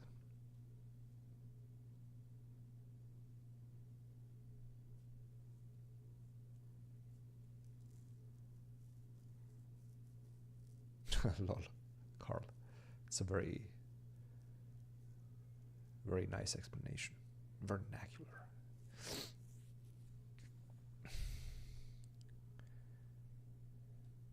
You guys are asking the tough questions. What is your next 10-year ambition in the chess world? I mean, my ambition is definitely coaching related. Coaching related, maybe in, I could see myself. Thank you. You want to bring a cat? No. The chat is asking about cats. No, they're all sleeping under the tree. They're sleeping. No cats for you guys tonight. So yeah, my ambitions are mostly coaching related at the moment.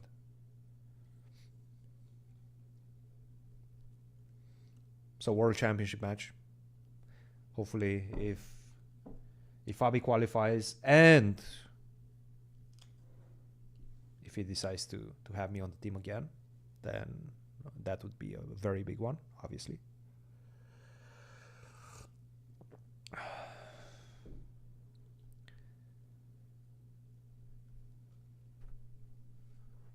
Continue with my collegiate team to win titles. We've been doing quite well.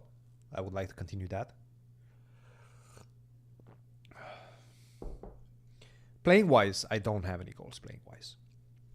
My playing days are behind me, and that's not a sub story or anything. This is a decision I made a long time ago.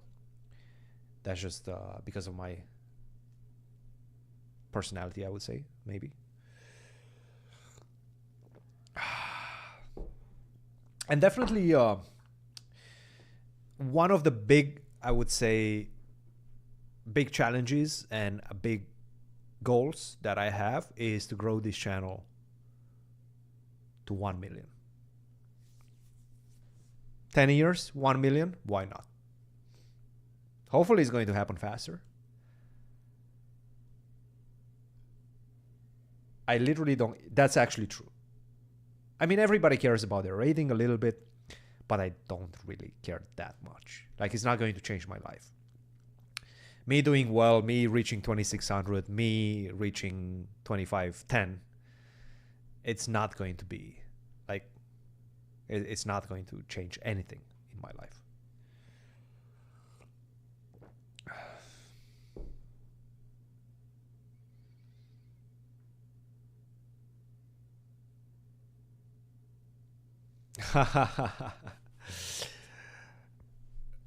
I don't know, man.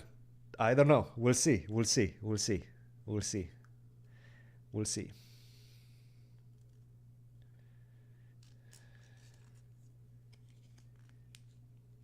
Am I willing to dedicate 100 years to this channel?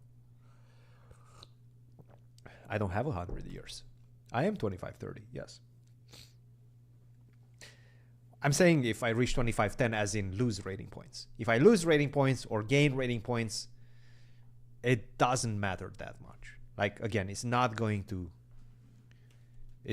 change my life.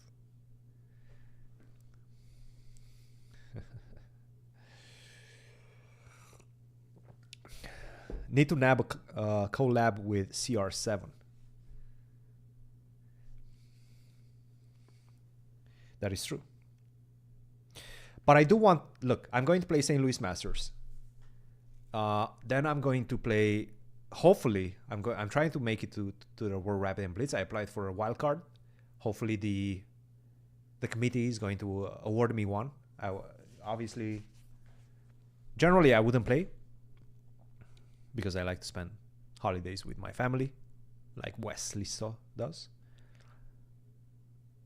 But since it's in New York, since it's in the US where I live nowadays, I would say I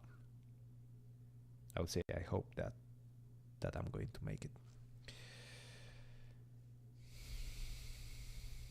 What?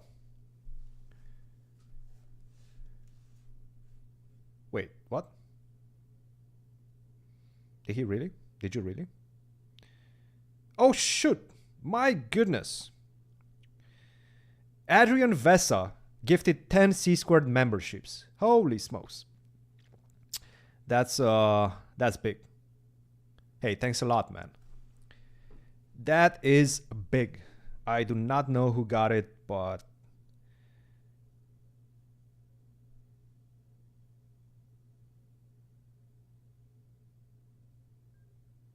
huh. There we go. Thanks a lot. Appreciate it. Let's see who got it. Snores got it, was gifted a membership. Carl, I don't know who else got it.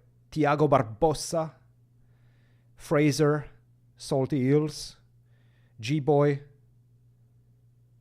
Ramon, and Rohan, as well as Hars and Elliot. Wow.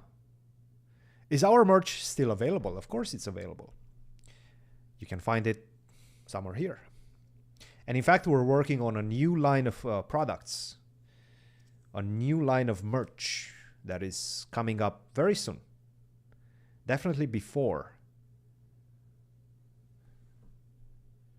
Wait a minute. Another 10 gifted. Holy smokes, you guys are in a good mood today. Cheers, man. Hayes the Prophet. That's a big one. Another 10. That is a big one. Thank you very much. I appreciate you guys. Hayes Prophet and Mr. Vesa. Cheers, guys.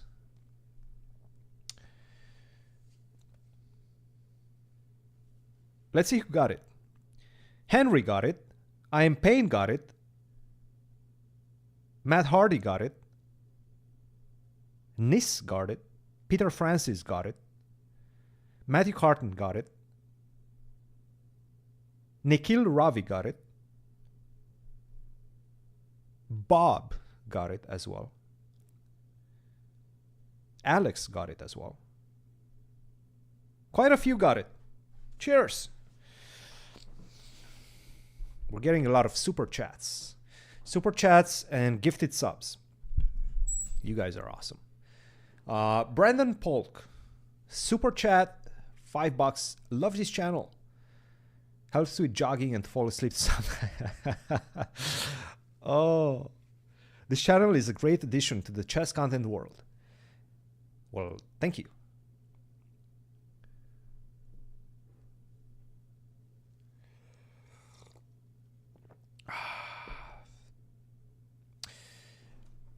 We are on Twitch, yes. C2Pod on Twitch. C2Pod on Twitch. We do have a Kick account, but we haven't started using it too much. You need mods to help grow the channel. We have some mods. We do have some mods.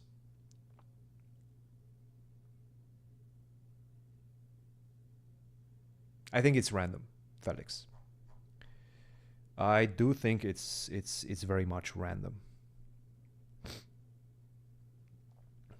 Yeah, so he's definitely thinking about something right now. He's definitely thinking about something right now after rook to b6. I'm still trying to kind of understand. Alex is a mod, yeah, there's a few mods. Alex Bonza is a mod. You probably, if you guys are hanging around YouTube, chess YouTube, you probably know who Alex Bonza is. Bishop to b4, you think that's what he's calculating? Probably not. No, bishop to b4 doesn't make too much sense.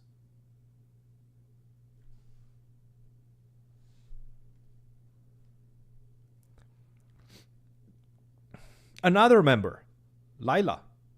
Thanks, Lila. Welcome. Again, the membership doesn't really have that many perks outside of the emotes. You get the emotes, you get the support channel. Don't expect much more. I will perhaps, especially the initial one, I will perhaps try to give more for the members, especially if we do this type of lives a bit more often. But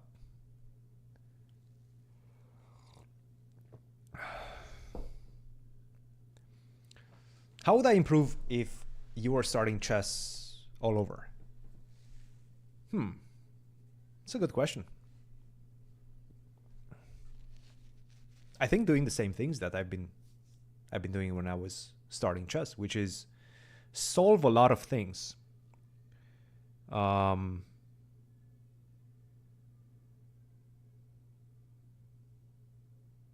Solve a lot of things.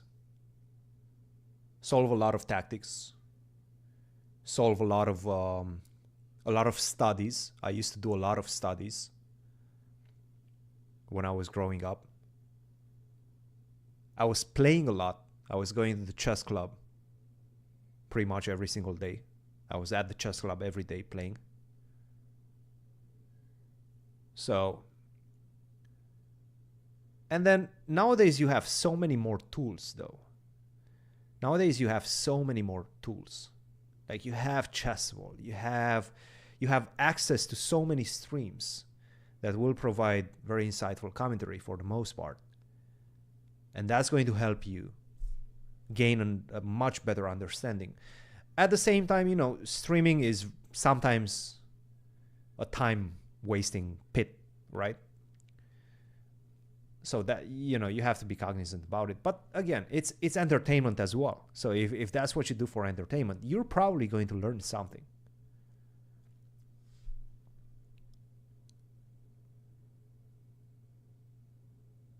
I mean, I used to, I would say probably work on chess 6 to 8 hours. 6 to 8 hours.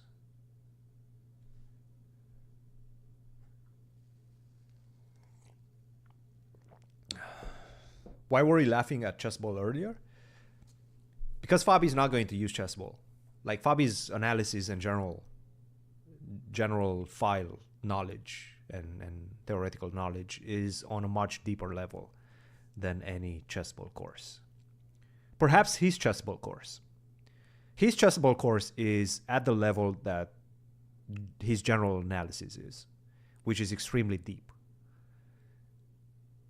And I would say his course is not at completely at the level that his general analysis is.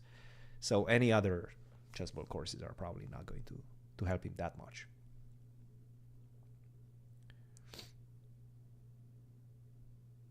Cat squared vid. What is that? I mean, I have 3 cats. I should make an Instagram page for my cats. They're very funny. Do you agree with Hikaru that chessball is stupid for a top player to make? Did he say that? I don't think it's stupid at all. I think a lot of players have made a significant amount of profit, which is a good thing. I mean, that's what it should be. I mean, they're working for something, and they're giving out the knowledge, incredible knowledge that they have, at a price point, right? But no, I don't think it's stupid. Did he kind of explain why he thinks it's stupid?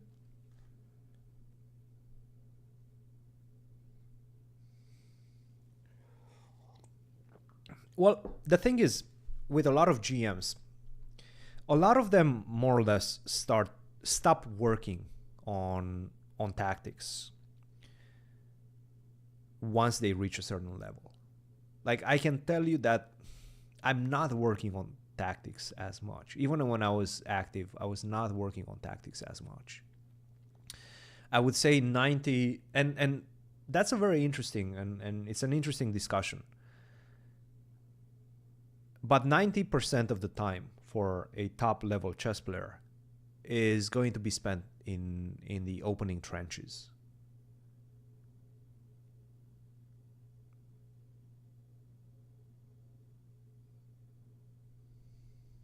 So that they are giving away their secrets for pennies. I mean, I don't know what you call pennies. Hikaru is giving his time for money, right? He's streaming. He's giving. Whoa! Wait! I'm seeing something has happened. Something has happened. Oh no! Grigory did not win. Nor did he try to get an advantage. In fact, wait a minute.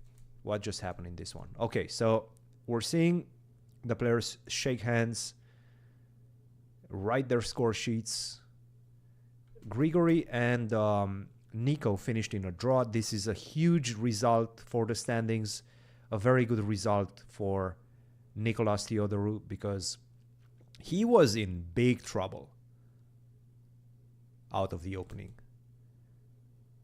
At this point, after h5, what Grigory should have done was to go h6. Stop the attack. Stop the attack, stop the expansion with h6. You don't need to worry about that anymore. This pawn on h5, in fact, could become a liability. I understand why he did not do it, because most likely he's a bit worried at this point that g4 followed by g5 and attacking the hook on h6 might become a bit problematic. But the thing is, once you play g4 as white, you're also creating a lot of weaknesses in the position. And after knight d4, take, let's say something like queen, I don't know, you put it anywhere you want. Let's say queen to f1. Now I can, in fact, start attacking you on the king side with a move such as f5. So you're weakening, but in fact, you're weakening for me. That's why h6 was important. Now, he played the move knight to d4, take, and without the pawn on g4, you're giving me this extra square to continue my attack as white with queen to g4. Now, my guess is that he played, not king to h8. I was expecting king h8. This is the move that makes the most sense. By the way, thank you very much, James Wong, for the $2. Is C2 pot making more than a full-time job? I'm not going to tell you that. I'm not going to give you the specifics. I'm not going to share our revenue stream with you. But all I can say is that for the moment, C squared is depending on where you live, you can make a living out of it. Yes.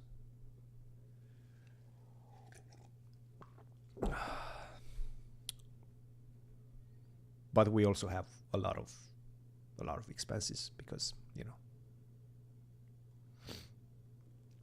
But he played the move f5.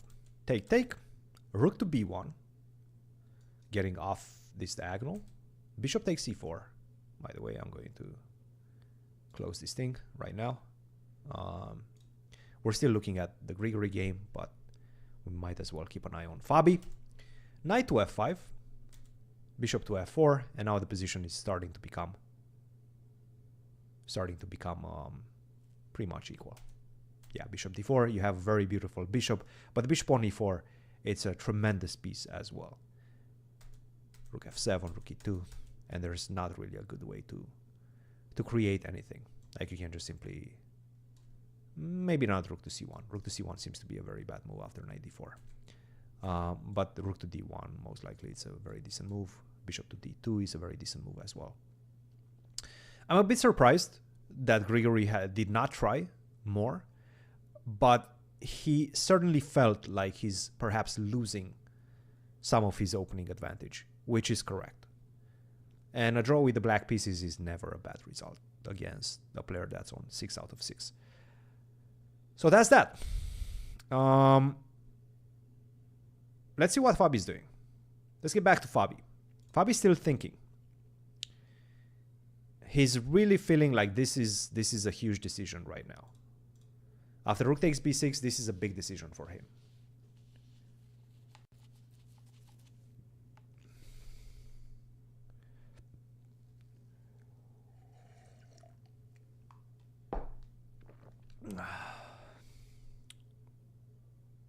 Yeah, try to keep it classy, guys.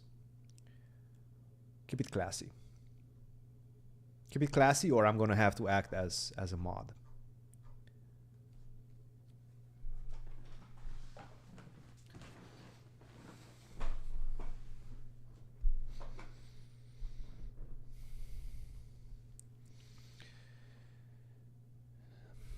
No, but bishop c5 is not the move right now. The best move right now is to take on d2. You have to go for this. Take on d2,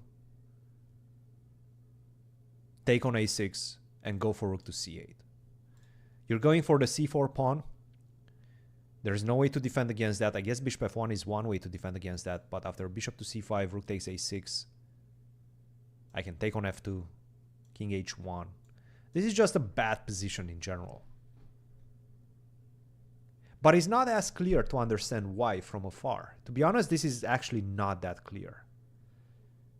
Not that clear, and the more I look at it, you see these two pawns surviving. And it's not easy to understand why your pawns are just simply better. They're better. Your pawns are better right now. Like you go f5, a4, I guess h5 is, ooh, okay. So the idea is that, say you go rook a6, right? Try to continue pushing. Then I can go king g7. Let's say you go, no, rook b7 doesn't really work as easily because I have ideas of rook to d1 as well. But I'm thinking that the main point of this setup is, I'm just going to make some random moves. Yeah, rook to c1, take, king f6. At some point you will have these type of ideas. You put the king on f6, you open up the g file, you sacrifice the pawn, but once the rook goes to g8, it's going to be extremely difficult for you to defend against rook to g1 checkmate. If you get this bishop off this diagonal, and to be honest, you don't really have a lot of spots to do so, you're also going to be facing rook to g2 ideas. So rook g8, rook to g2. This is not easy. This is truly not easy to understand. So the more I'm looking at the position, the more I'm inclined to think that he might be going for something else. And the only other thing outside of rook takes d2 is, the way I look at it, is bishop to c8. Thank you very much, Scott, for getting on the members bandwagon. I appreciate that, and welcome to the C Squad. Cheers, Wojtek.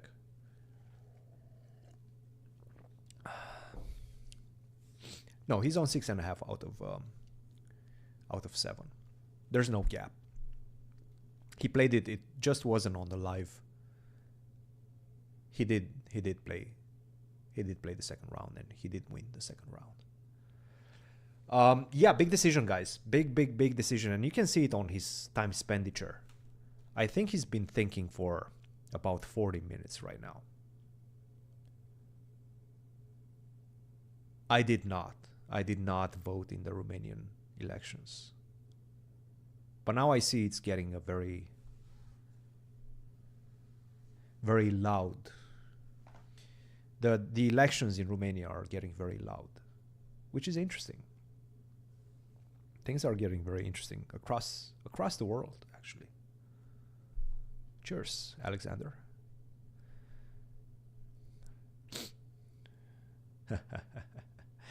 You can be part of the C Squad.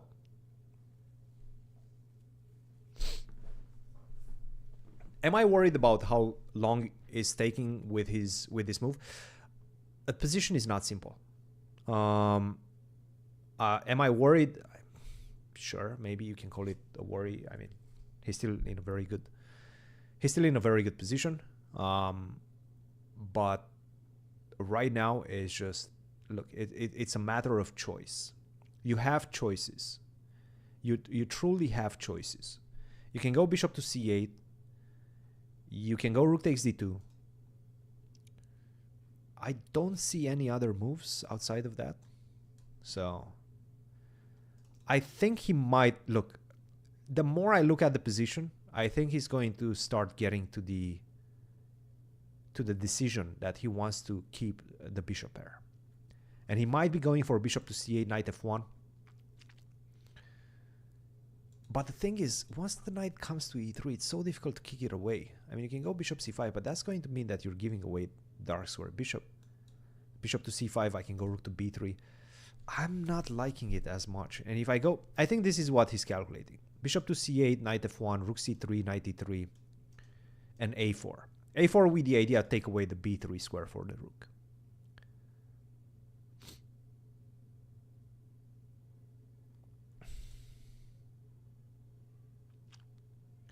I like the US. I love Romania. I love the US. They're both my homes right now. Look, there's more action. I like action. I feel there's more action in the US. I feel the energy. I'm an entrepreneur at heart. I feel entrepreneurship in general is much more celebrated in the United States. So I would say probably I like living in the US more, but I wouldn't be opposed to living in Romania either. I love Romania. I think it's a great country. It's a beautiful country. It just has its problems, but every country has its problems. So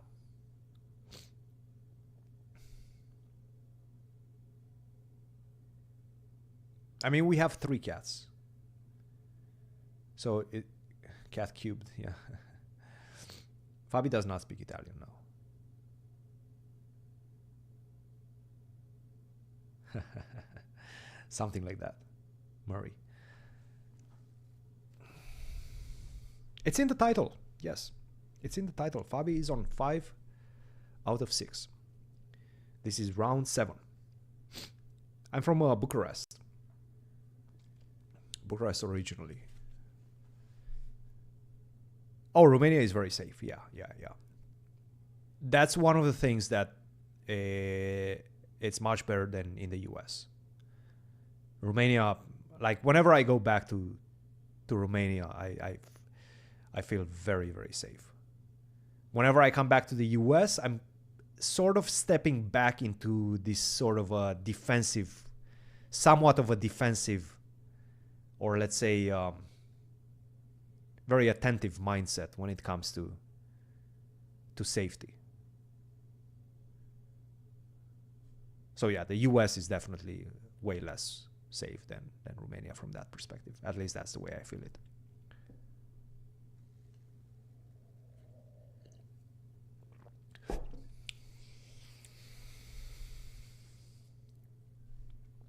Okay. Yeah, Arad is very nice also. I like Arad.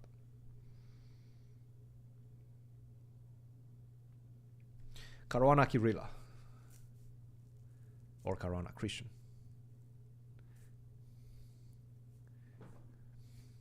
Chess. Everything starts with a C. Everything good starts with a C.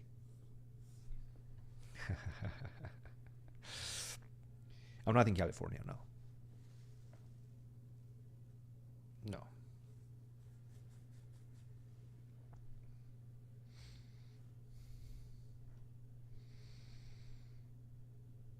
I mean, he was born in the US. His mom is Italian, so he has an Italian passport. But he was born in the US. He lived in the US. His dad is an American. So within the household, I don't think there's been much Italian being spoken. But he did live in Europe for a while because Europe was primed to improve. Europe didn't have the St. Louis Chess Club. The US did not have the St. Louis Chess Club at that time. It wasn't very much supportive. US chess was not very supportive, or they didn't have the funds necessary to support development of strong players. And Europe was just a much more primed ground to try to achieve greatness. So he moved to Europe. He got a lot of coaches, and he traveled, and he played a lot of tournaments.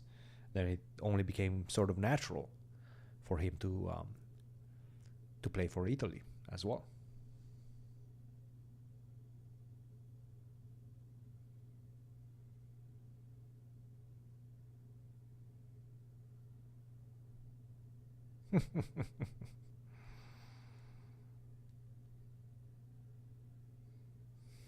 Hate Yasser? Nobody hates Yasser. Come on, don't be silly.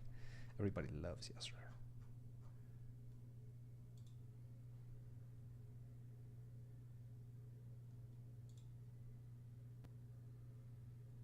Whoa. Wait, what was that?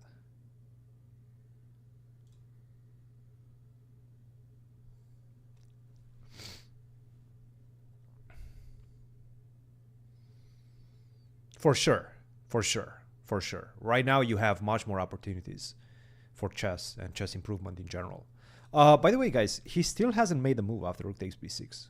This is starting to annoy me a little bit.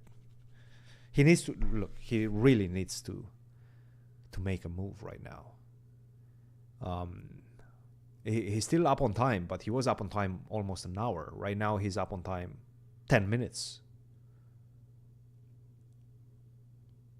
Do they have increment? Yes, 30 seconds per move. But there's no second time control.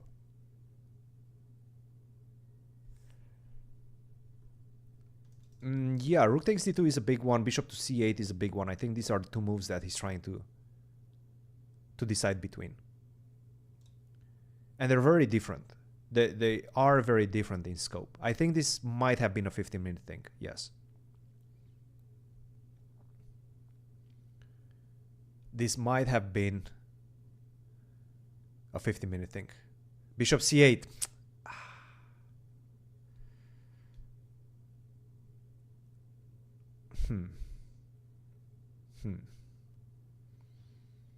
Bishop to c8, huh? Yeah.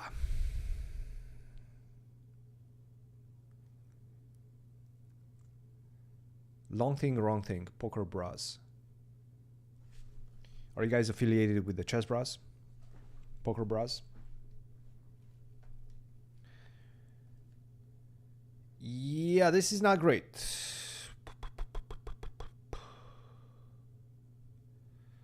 Not great. Look, he still has an advantage. And the pressure is still on. The pressure is still on Andy. But he did just play the move knight f1, which, to be honest, was not super difficult. But then again, you can start thinking about knight e4 ideas, and maybe you get... Yeah, knight e4 actually just loses on the spot after f5. You have no spots for the knight. But you can spend some time, try to figure out other moves, maybe knight to b3. But no. Oh, okay. So bishop c8, knight f1, and bishop to d7. Bishop d7 saying that rook a6, you attack my pawn, I go a4, and finally I'm holding... Okay, so now I'm starting to understand what he wants. He's trying to bank everything, or at least a lot of his play is connected to his idea of keeping the a pawn alive. He wants to keep the a pawn alive. He wants to potentially get it all the way to a3. And then he's going to try to displace the rook from a1 and target that pawn on a2. So what he's trying to do, his dream right now, is to, at some point, find a way to promote this pawn. That's his idea. He's just trying to promote this pawn. Fabi's not going to lose this game. I can tell you that much. Fabi is not losing this game. Let's be very clear about that. Fabi ain't losing this game. But the thing is, you know, his chances of winning it are slimming down as well, which is a little bit problematic. At the same time, the onus is still on Andy to keep himself in the game, which is not easy. It really is not easy. So not everything is lost by any means. Not everything is lost. It's not a good first step to convert his advantage, but it's not lost. Like nothing is lost right now.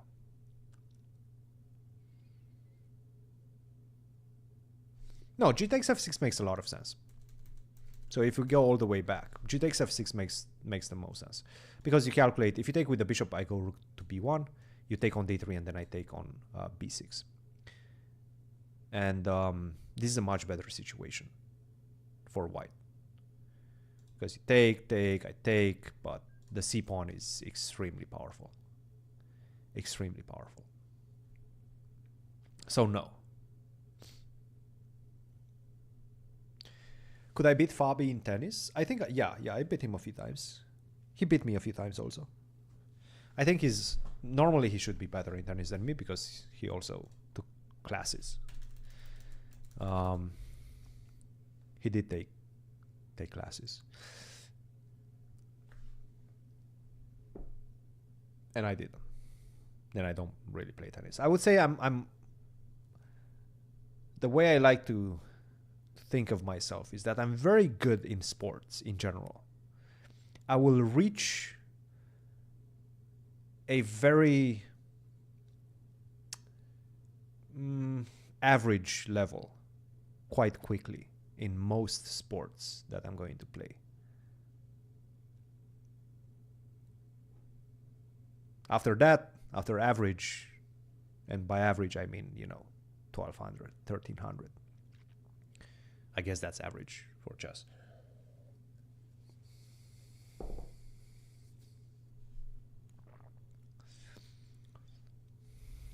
After that, the improvement is much more difficult. The improvement curve is much more difficult.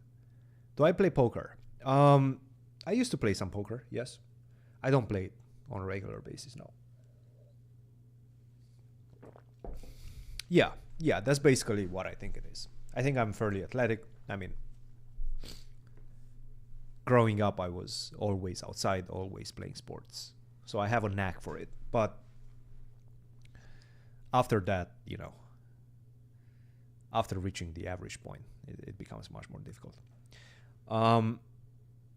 Could I beat John Jones? I don't think I would last 30 seconds. I had a funny conversation once with the tallest grandmaster, and the current European champion, by the way, Alexander Indich. He used to go to UT Dallas, where I went as well. So we were occasionally chatting about this type of things, and I think he was always somewhat interested in MMA, and he was watching it, and he was saying that he can definitely last more than a minute against John Jones. And I told him that there's zero chance that happens. Zero chance that actually happens. I think it was 1 minute. Maybe it was 30 seconds. It doesn't really matter. If John Jones wants to take you out in the first 10 seconds, he's going to take you out in the first 10 seconds. There's zero chance.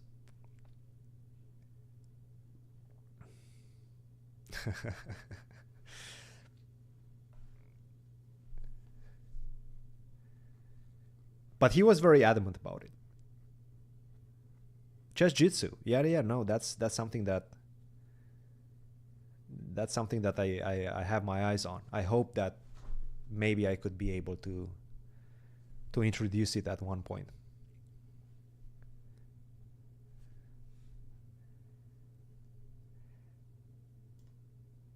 That's, again, if John Jones would actually want to do something bad in 10 seconds, yeah, easy. You can run. I'm not sure he can run. I think this was somewhat his idea, that he would be able to run around the octagon for a minute, but I don't think. Pretty sure he cannot do that.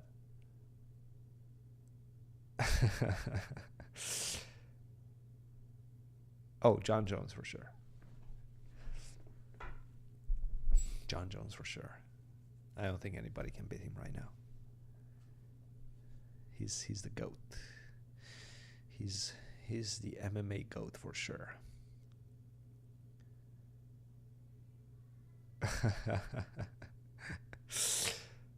Okay, so Bishop D7. The good thing is that Andy for sure did not anticipate this, and another very good thing is that Andy has a lot of options right now. There's a few. I mean, the chess bros in general, I think they're pretty decent at sports. Magnus is very good at sports.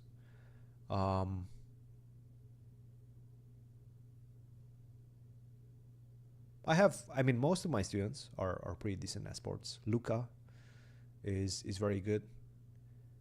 At some point, I think he was even selectable in the national juniors team of Serbia, but he's a bit on the shorter side compared to all the big guys in Serbia that play basketball. But yeah, there's a few GMs that are pretty athletic. Yeah, Eric Rosen is very good at tennis. Simon Agdestein, yes. I think he was on national Norwegian team.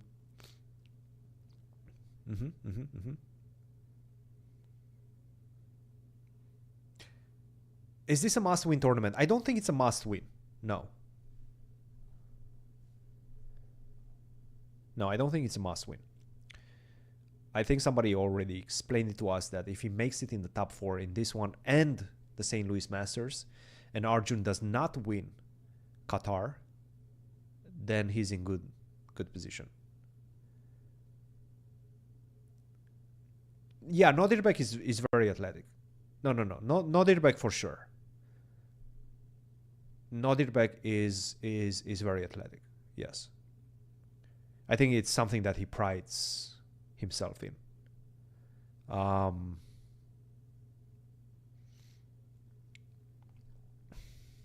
Anderson Roden, thank you very much for for subscribing as well.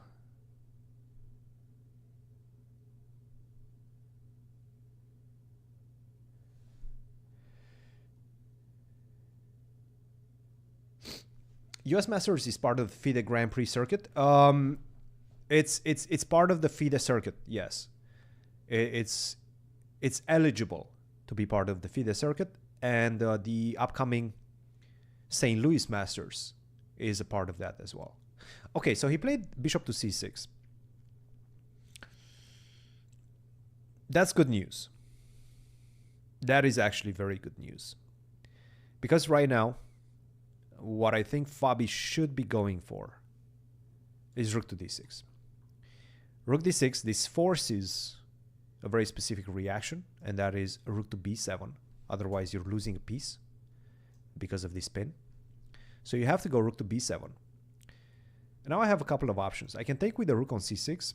You take on d7 and then move the bishop on b4. But after rook to c1, it doesn't seem like you have a clear way to get to my pawn on c4. I can always defend it with knight to e3. It's not enough.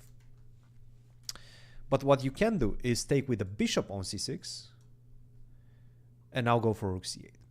And this is a completely different story, because with the bishop already controlling this diagonal and me controlling d file, I have one of the rooks on d file already, you will have difficulties untangling your pieces. I will put the pawn on a4, protected by the bishop on c6.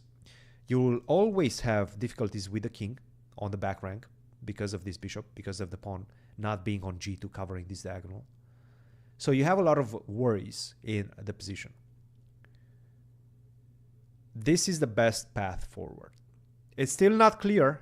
It's still not guaranteed that you're going to get decisive advantage, but it is the best path forward. Another move that I think probably Fabi will be considering will be rook to c8. Take, but after knight to e3, maybe even rook to c1, I don't really see a huge advantage. Yeah, rook to c1. This knight is nicely protecting the entrance of the rook on d2. I don't have huge problems with the a2 pawn right now. So I would say this is best case scenario for white, for Andy. But I feel Fabi is going to find rook d6. I feel Fabi is going to find rook d6. He's most likely, and this is a very tempting move also, he's most likely thinking about bishop to c5. Bishop to c5, rook to a6. It's a very tempting move. Because if you go rook to b5 right now, I can go bishop to d4, and that finishes the game. So after bishop c5, you have to play rook a6. Bishop to d4, rook to c1. Maybe take, and rook a3, right? Something like that. Or maybe even rook to b8. Try to invade via the second and first rank if you allow me to. So this is also, and yeah, this is a very tempting way to play this position. Very tempting way to play this position. Yeah, bishop to c5 is a very tempting move. And that's why probably he's going to be spending some time.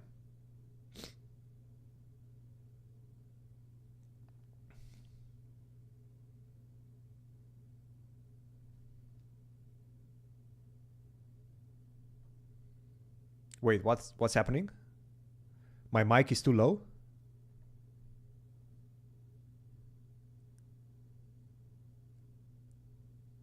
Are you guys saying that my mic is too low? Is my mic too low?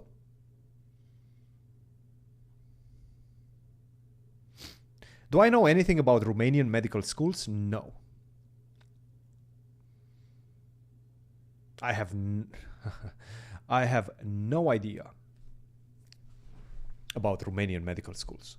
Did he play bishop c5? No, he didn't. Okay, sounds has been good. Mic is fine. Good. The mic is a bit low. I mean, I can make it high. Actually, I cannot. I mean, I could, but I have to do some other stuff, which I don't want to do. Let's see. Let's see if I can make it louder.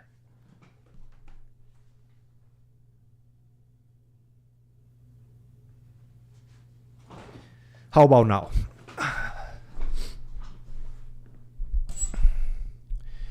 How about now?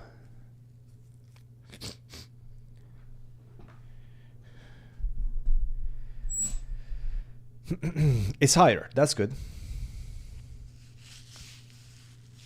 Mine is fine. Okay, good, good, good. Now it's too loud.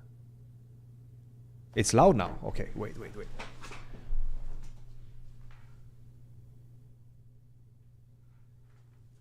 Okay, now it should be back. Now it's blown out. How about now? Now it should be back.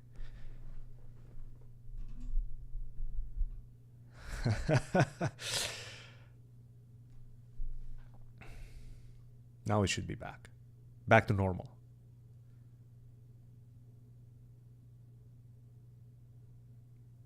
It's better now. Okay, good, good, good. I'm going to leave it at this. I'm going to leave it at this. Opinion on FIDE championship. I would assume you're... Wait, wait, wait. I'm just trying to make sure that bishop c5 has not been played. Yeah, this is a big moment, guys. This is a big moment. Rook to d6. If he does find this, and I think it's not about finding. Finding, he for sure knows about the existence of this move. The problem with this position is that you're walking a very narrow path to the advantage. The same with white. I mean, look, I would very much rather be black right now. But the same can be said for white as well. Nevertheless, as black, you have a very narrow path to win this one. And it definitely starts with rook to d6. If you take on c6, if you exchange the bishops, not enough. This c-pawn is going to be chaperoned to a very dangerous position. That's not something that you want to allow.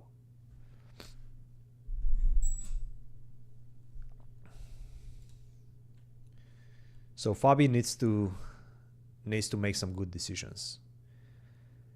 He's still very much not only ahead in the position, he will be able to press this one for a very long time, but also he needs to focus on his opponent's clock. His opponent's clock is not getting any better anytime soon.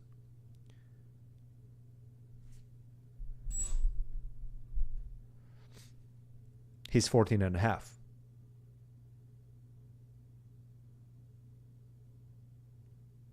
He's very young. No. Andy is very young. New limited GM, very young. Pros and cons of living in the US. I mean, the US is a great country. You have options in the US. There's an unmatched energy in the US. There's a variety of anything you want in the US.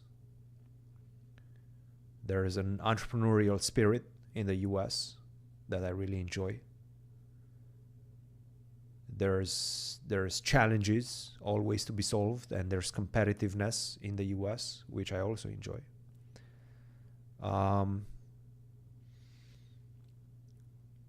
So I would say the environment is very much something that I enjoy. It's a bit less safe. It's a bit less walkable. Like the cities are not walkable like they are in Europe. Sure, I'm not talking about New York, but I'm not going to New York anytime soon.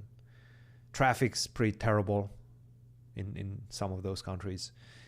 It's unsafe. All of these big cities, maybe they're a bit walkable, but they're also extremely unsafe compared to Europe, at least. So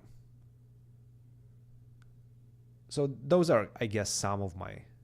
I mean, I like it. I like it in the US. That's why I'm living here. Making money is easier in the US.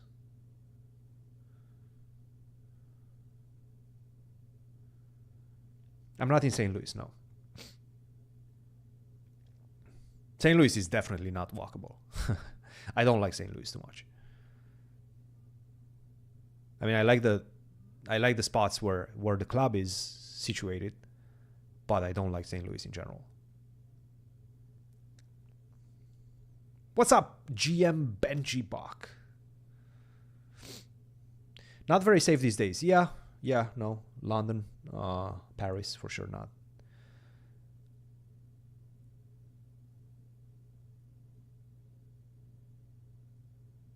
I've been to Paris recently.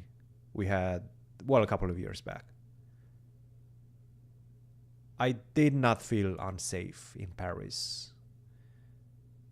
Maybe a little bit in the subway.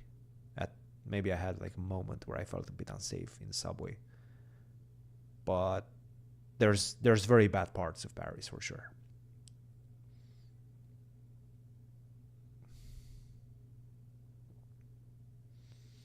New York is very walkable, as is San Francisco. Yes, they are, but they're also they're very dirty and unfortunately not very safe nowadays. I used to live in Berkeley, so I was very close to San Francisco. I was going to San Francisco on the regular, but nowadays it's not that great.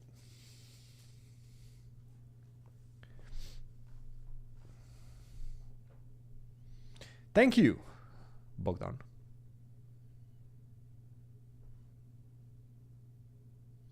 Yeah, no, I mean, I do like Paris.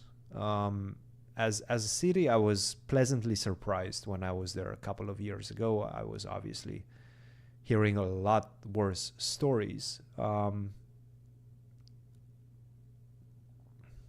So I don't know. I'm sure it has its bad parts, like everywhere else. Every big city in the world has its bad parts.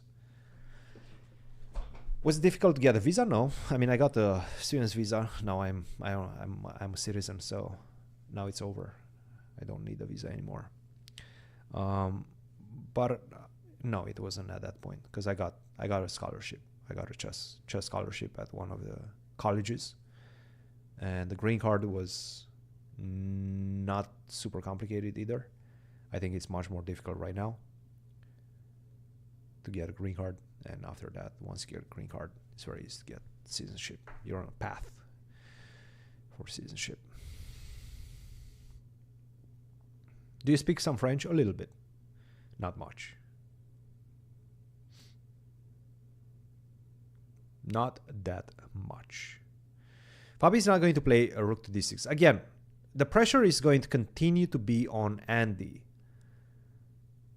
no matter what Fabiano plays. No matter what Fabiano plays.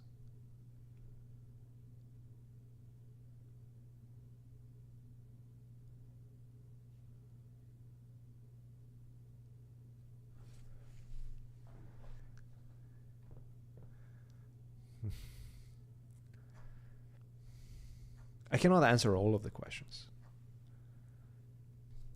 Romania is in the EU, yes.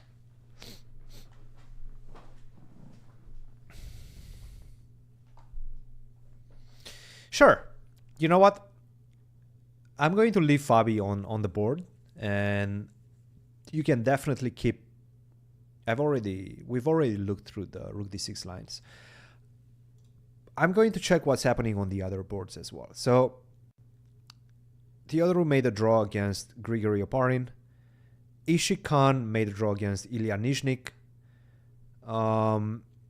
My students made a draw against each other. Mikhail Antipov versus Luka Budisavljevic. And so on and so forth. I'm not going to go through all of the results outside of that.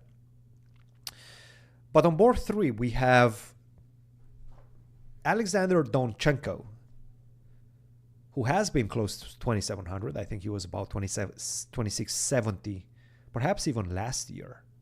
But right now he's in a worse position against Evan Park. Evan Park, 2375, international master, obviously a bit underrated. We've been discussing this. Hey, who's underrated, who's not? So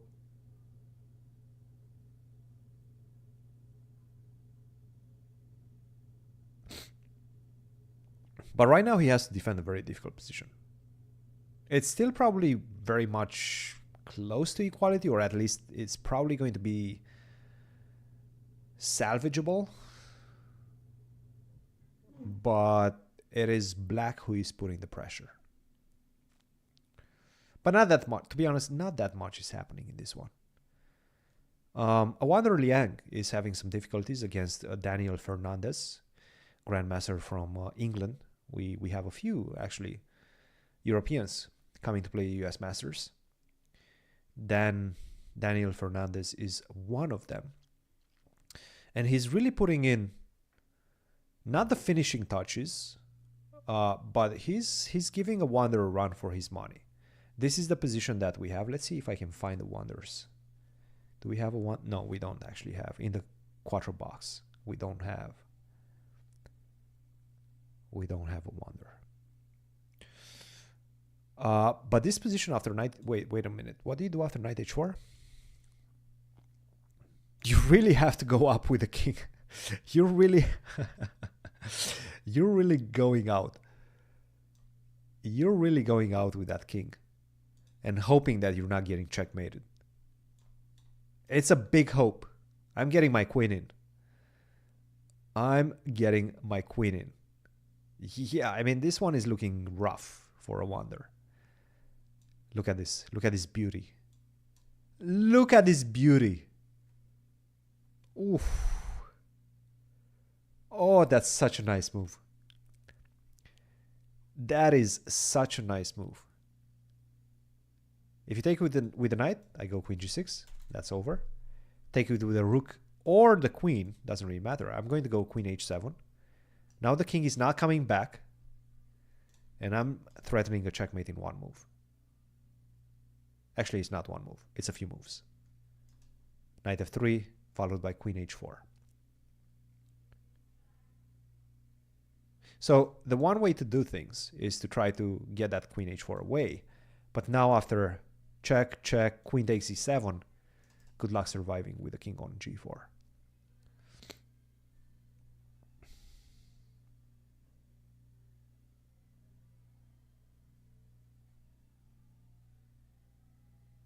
Fabi has not played a move yet. If you went back in time, would you have beaten Lasker? I don't know. I mean, he's a world champion. I don't know what his rating would be right now. It's tough to say, right? I don't know. I truly don't know. I want to say yes. I want to say yes. But Lasker, as in Lasker having access to everything that we know right now today, to having access to the engines, this is a wild position, by the way. This is an absolutely wild position. Rook takes g6 was a nice move. Knight to h4. No, knight to h4 was already played, and king to g7. Yeah, Wander was like, I'm not taking this pawn. maybe for good reason. He's like, I'm not taking this pawn. He went to g7. Now I'm going to take with a check on f5. It's looking good for Daniel Fernandez on that board. Let's go back to Fabi's. Bro, Fabi's... Oh my goodness. Fabi is down to his last 13 minutes against 8. Not good.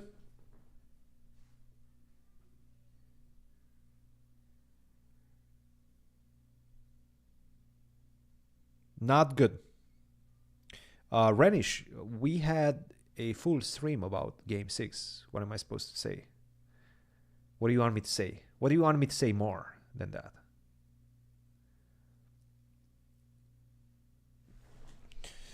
But yeah, the situation right now is Fabi needs to make a move. Make a decision. Make a decision.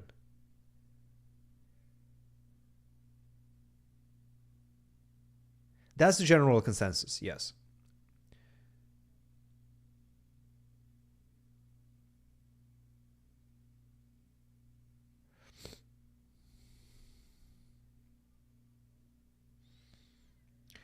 That is the general consensus.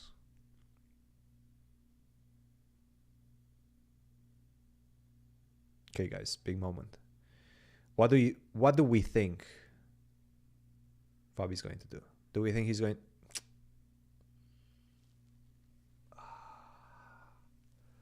He played bishop c5. Man, I told you bishop c5 is so tempting.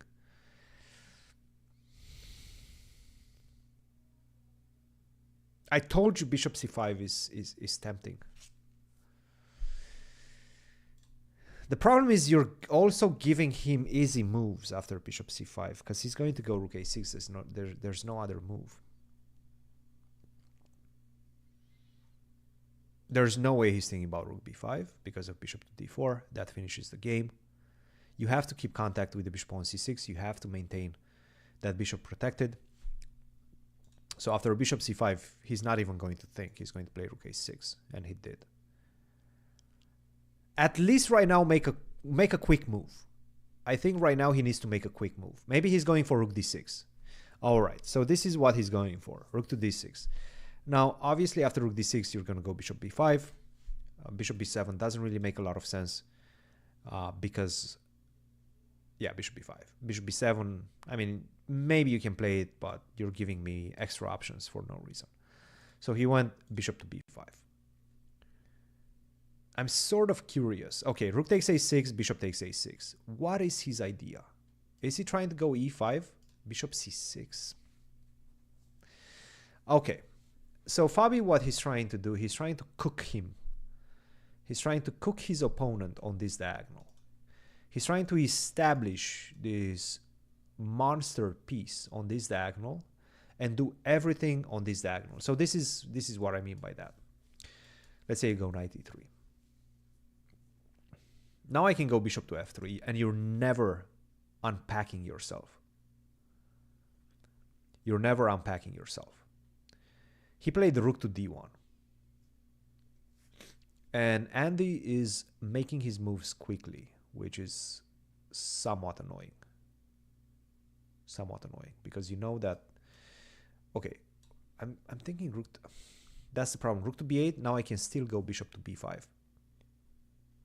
Let's see, did he make a move? No, he didn't make a move. So,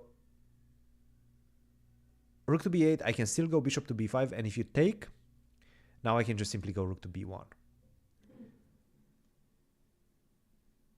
And if you go bishop b4, I take, you cannot take back on b5 because of a3.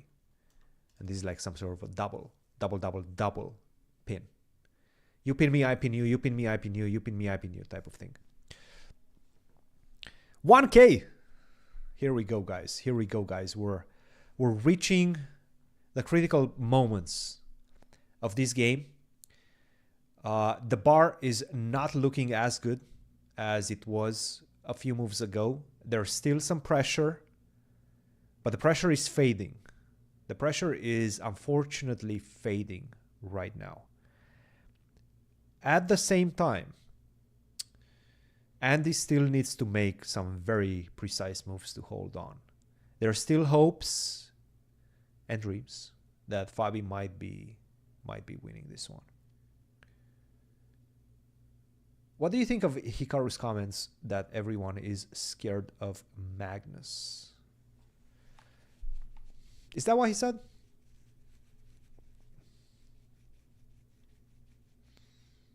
Is that what he said? Or was it saying it in a different way? Because at some point I saw some comments by MVL, and he said that he's basically looking at any game against Magnus as a challenge. And then I think Anish either trolled him or tried to put it in perspective or something like that. I don't know. I didn't necessarily understand or at least follow that conversation deeply. No, I don't think necessarily people are. I mean, obviously he has. Magnus will always have an intimidating factor. Every single champion will have an intimidating factor. Does that mean that professional players are generally afraid? No, I don't think they are. I think most of the players are generally seeing it as a challenge. It's a great challenge and a very difficult challenge, but I don't think the way they look at professional players in general, I don't think they look at it as, oh, I'm afraid of this guy. I'm going to play chess in a different way than what I usually do.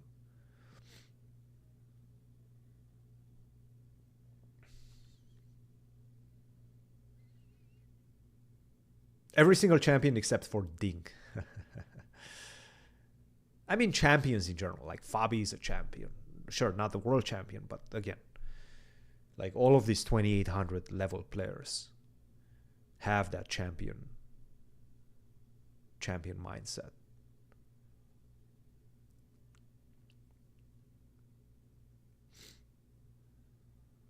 A green firefly light. I look one way is enough.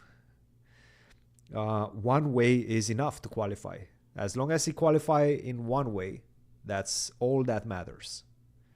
That is all that matters. Because look, only 8 players qualify, and it's a very tedious process. It's not easy at all. Let's not jump to conclusions right now about this game, guys. It might be it might be a good day at the office. It doesn't matter as long as it finishes good. As long as the end result is going to be a win, and there's still chances for that, it's not going to matter.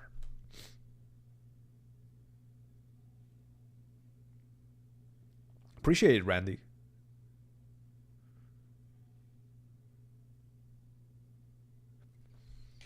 I think Andy works with a lot of people.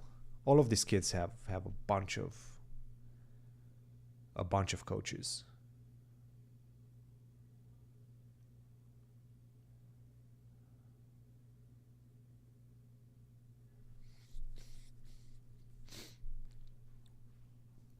I don't remember exactly who his main coaches are, but I think he's working with a few players. No, of course not. Yeah. Andy Woodward is a very good kid. Very, very strong player.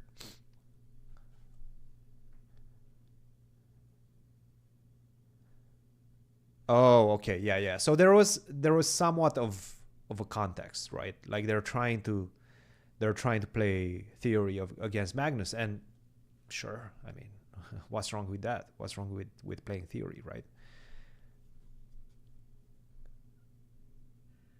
Theory is very much part of the process, part of the game, part of how you get better in general at chess. The more theory you learn, and the more theory you go through, the more knowledge of the middle game you have. Because theory nowadays doesn't finish at move 10.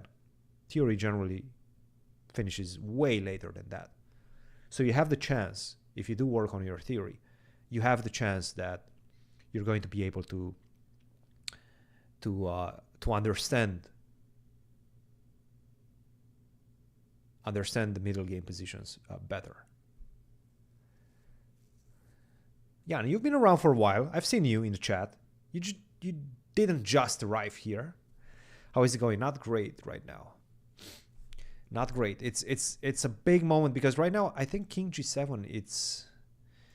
I go Rook A8. I force you to go A3, and then I just simply bring my king, right? Like King G2. Yeah, I don't know. I don't see it. Magnus be come on. Magnus is just a monster.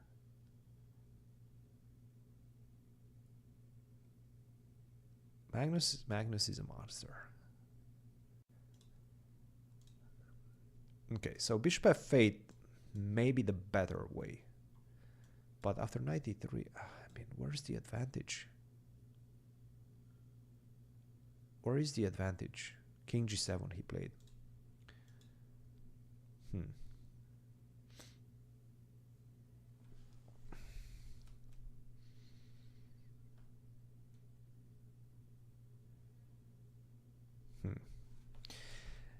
Yeah, this one is not looking great right now. I'm not gonna lie. This one is not looking great. Like for example, even if I do this and knight e3, how is this position? Maybe this is a chance. This is somewhat of a chance.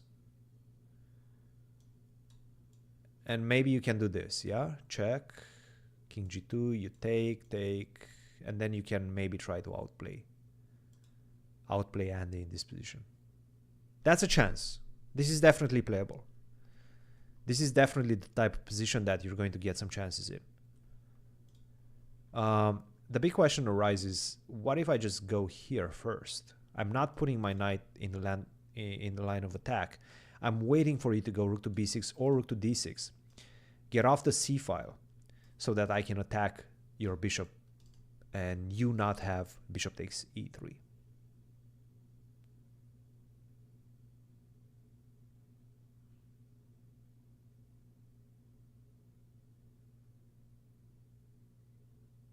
The c pawn is terrifying. The c pawn is definitely terrifying. Yes, yes.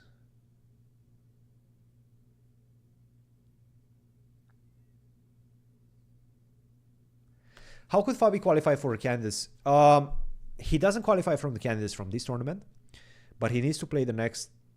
He needs to complete the requirements, and he needs to open tournaments to be eligible for the FIDE circuit points. He's going to play this tournament, and then he's going to follow it up with St. Louis Masters. If he wins, or if he does very well, I don't know exactly, the math always changes. But if he does very well in both of these competitions, he's going to have a very decent chance of surpassing Arjun Erigaisi in the FIDE circuit points, and with that, get a qualification spot to the candidates. That is a very good question. Can white force a draw with knight to d2, knight to b3, and knight to c5? And I think the answer is no, because I go bishop to b4 right now. I'm forcing you to go knight to b1. You take on a3, right? So this is the position. But now I go bishop to c5. You cannot move the knight because I go rook to f2. So for example, if you go knight to b5, I go rook to c2. Excuse me, not rook f2. And then you lose. Yes, there's two spots from the FIDE circuit. One of them this year and the next one next year, because this is qualification for the 2026 candidates. So yeah, this is a fight. That's why he's playing these open tournaments. He's fighting for the FIDE circuit. He's trying to qualify via the FIDE circuit.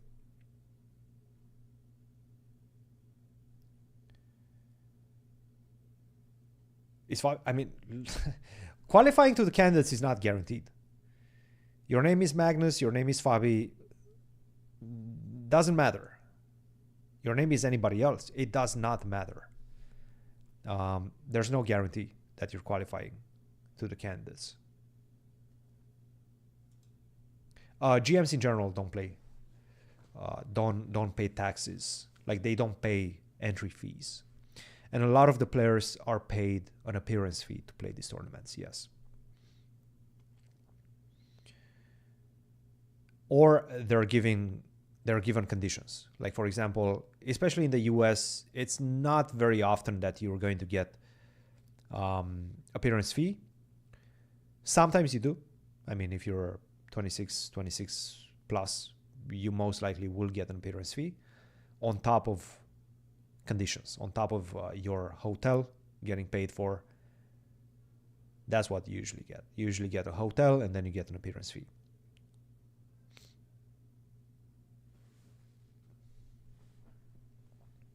By the way, it does seem like Daniel Fernandez has won his game against the Wanderer Liang.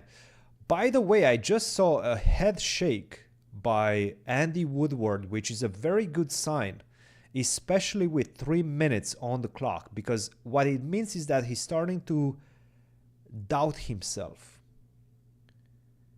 He's starting to doubt himself. GMs don't pay taxes? No, I hope they pay their taxes. Don't call the IRS on me. But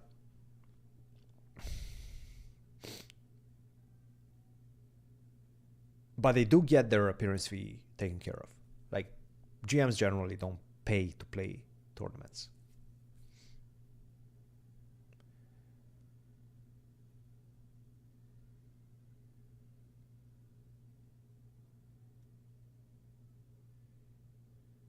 I mean, I can guarantee you that Federer is not paying entry fee to the Wimbledon. 92. Okay. Now we're back in it. Because this is not going to be easy. All right. Now I'm starting to feel good about this. Now I am starting to feel good about it. A bunch of grown men and women who all hope a 14-year-old kid will have a really bad day. Look, it's competition. I mean, we're rooting for somebody. We're not hoping that somebody's going to have a bad day necessarily, maybe. I don't know how you guys feel about it. But this is the position right now. I'm starting to feel good about it for the simple fact that knight b1, you take rook c1, and now I go bishop c5, and now you're starting to see ghosts. This is the moment where you start seeing ghosts, especially with 1 minute. This is not easy anymore. Bishop to b4. I'm starting to see the light for Fabi right now. I'm starting to see the light. You can see the bar is still very close to equality. But there are some chances. I think he's going to go for rook d8. I think he has to go for rook d8.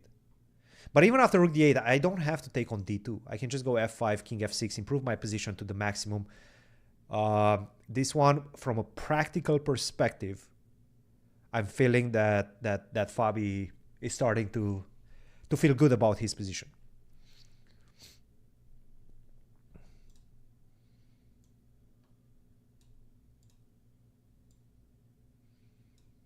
All right, let's delve deep into the body language of these two players right now. Let's get a better idea of what's happening. We're going to maximize the two players for the moment. I'm going to give the chat the opportunity to analyze the body language of these two players. And I'm going to give the chat the chance to be armchair psychologists for a second. What do we feel? How do we feel, chat, about the body language of Fabi and Andy Woodward? Andy's not even looking at the position. He's looking into the ether. He's thinking, what am I going to eat for dinner? Is it going to be pasta with lobster? Is it going to be a steak? Am I going to have vegetarian tonight? And Fabi's like, how am I getting rid of this kid right now? How am I beating this kid? This guy is hanging on for way too long.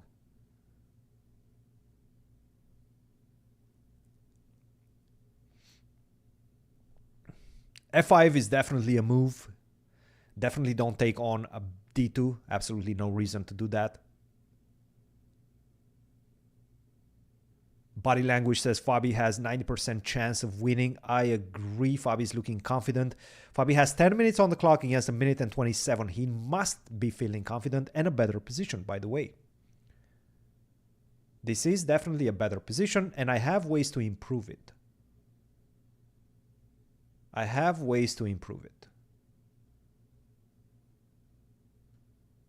All right.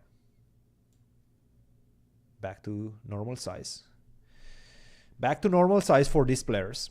What I'm thinking is going to happen is going to be something like f5, king f6, e5, e4, this type of improving move. Improving moves, f5, that's a good start.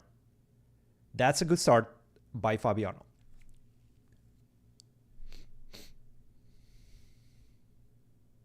I'm thinking king f1. I think he's going to go for king f1. The thing is, once you play king f1, you're sort of, I'm not sure, I wouldn't call it necessarily forced. Does Fabi get circuit points if he finishes second? Yes, I do think he does. And he's definitely not a weak player. And is Hikaru's prodigy, by the way. Or Hikaru's, not prodigy. How do you call it? Hikaru's protege. How do you? He's protecting him, is what I'm trying to say. How do you say? Well, come on. Tell me the word, guys. Tell me the word. King F1. And now it's finally time for Fabi to take on D2.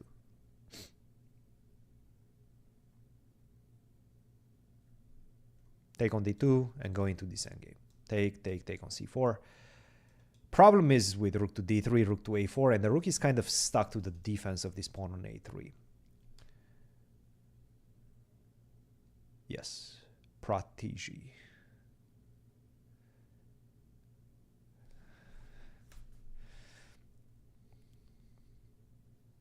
Difficult word. Difficult word. Hello to all 1.2K of you guys. Welcome to the C Squared channel. If you're here for the first time, hanging around, welcome. We're looking at Fabi's 7th round at the US Masters. He's trying to qualify. He's trying to rake as many FIDE circuit points as possible. And in doing so, right now he's trying to defeat the great Andy Woodward, who is a very, very promising youngster. Very, very promising youngster. 14 years of age, already a grandmaster. He's been worse, but he's been fighting. He's been worse for a very long time, but he's been fighting tremendously. Right now things are not as easy. Right now things are not as easy. What Fabi will need to do is really take advantage of his extra time. He really needs to take advantage of his extra time. Holy smokes! Whoa! Whoa! The energy is off the charts tonight. Let's go, baby! 20 gifted subs by Scott. Scott, thank you very much. Scott Tinkham. Scott Tinkham. Thank you very much for the gifted subs. Greatly appreciated, and congratulations to everybody that received a sub. Actually, it's not a sub. It's a membership. You're a member of the C Squad right now. You're not a sub. You can be a sub very easy. You just sub to the YouTube channel. You just press, subscribe. Doesn't cost you anything. But the membership is special. It does give you access to a very, very special club. The squad members. C Squad members. So welcome to all 20 of you that got it from Scott. Cheers.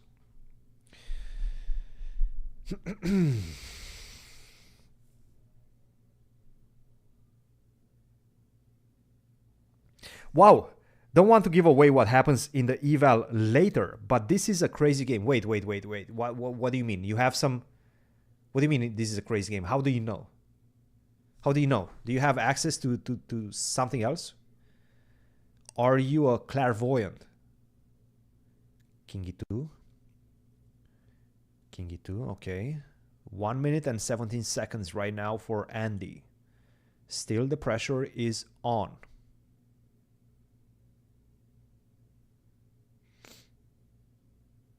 Still the pressure is on.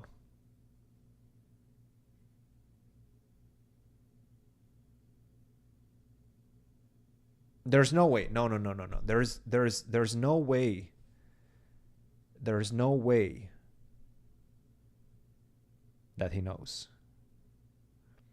User does not know what happens. There is a delay. There is a delay. We're seeing everything with a slight delay. But everybody does. There's no way you have some sort of access to what's happening in Charlotte right now. I don't believe you, user. But I do believe it's going to be a crazy finish. And there's still chances. There are still chances.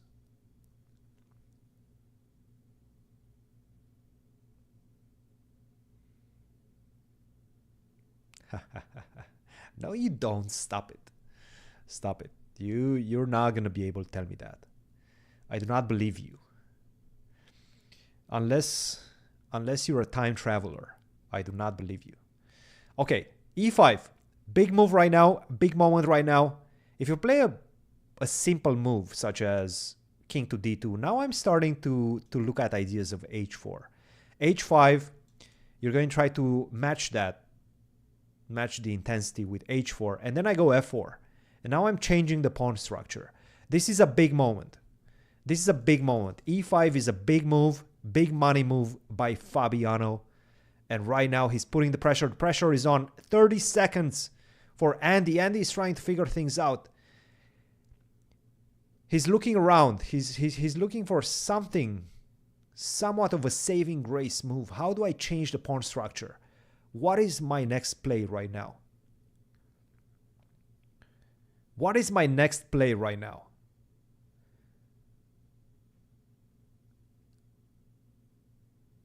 Rex Faris, thank you very much for the 8 months membership. Whoa! All right, so king d2, and Fabi's like, no, I'm going to play f4 first. I'm playing f4 first. But now king e2. Oh, no. King e2 back. King e2 back is a problem. It's not finishing or anything. Like, nothing immediate happens. But king e2 is probably a bit problematic. 9 seconds for Andy. Andy needs to make a move. Or flag. I mean, look, if you want a flag. King c2. All right. Andy's going towards the pawn. But getting the king on that side really opens up the possibility of potentially getting my king up. And the user might have been right. User might have actually been right. The bar is moving. The bar is moving in Fabi's in Fabi's direction.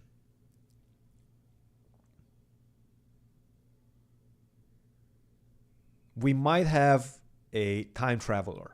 User 99. There might be a time traveler hanging around among us.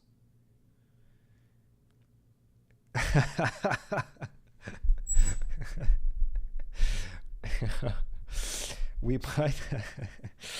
might have a time traveler. And we're getting, oh my goodness, we're at 1.3K watching and enjoying this endgame with us. Watching and enjoying the endgame with us. What Fabi needs to do right now is start bringing the king in. Get the king in, that's going to put a lot of pressure on Andy. King g6, king f5. These are the next two moves. King g6, king b3 is the big question. And you just sacrifice. At this point, you just sacrifice the a pawn. You're like, okay, you want to take my a pawn, take my a pawn. But now I go rook e2, yeah? And you're in big trouble. Rook e2, you take, I take. I'm just in time to defend this. I'm going to go king to e4, kick you away, get the f2 pawn, and after that, you're in trouble. So get the king up. Get the king up. Thank you very much, Cesare. Pen 5. I don't know what pen is. I don't know what currency is that. But any currency is... Oof. Maybe e4 was not the right move. E4 was not the right move, guys. E4 was not the right move. What is he doing? What is Fabi doing? Why did he play e4? Why did he play e4?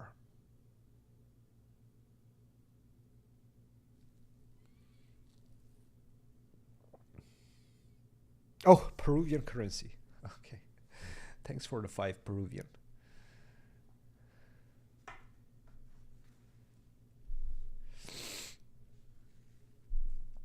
This is a very bad move. E4 was a very bad move. I'm actually a bit shocked that he just played e4. Ah, yes. Maybe you're right. Maybe this is what he wants. He wants to go king b3.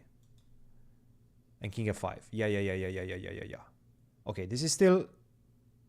It's not over.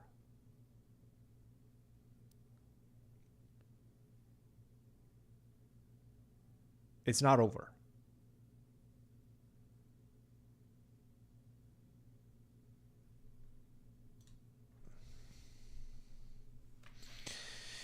Six minutes against 58 seconds. Wait. How, Tony, don't tell me this type of things. The result is a draw. How do you know that?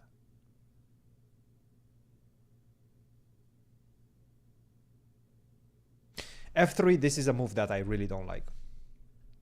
Unfortunately, this is finally one of the first moves that I really don't like, because this allows the king to go to E3.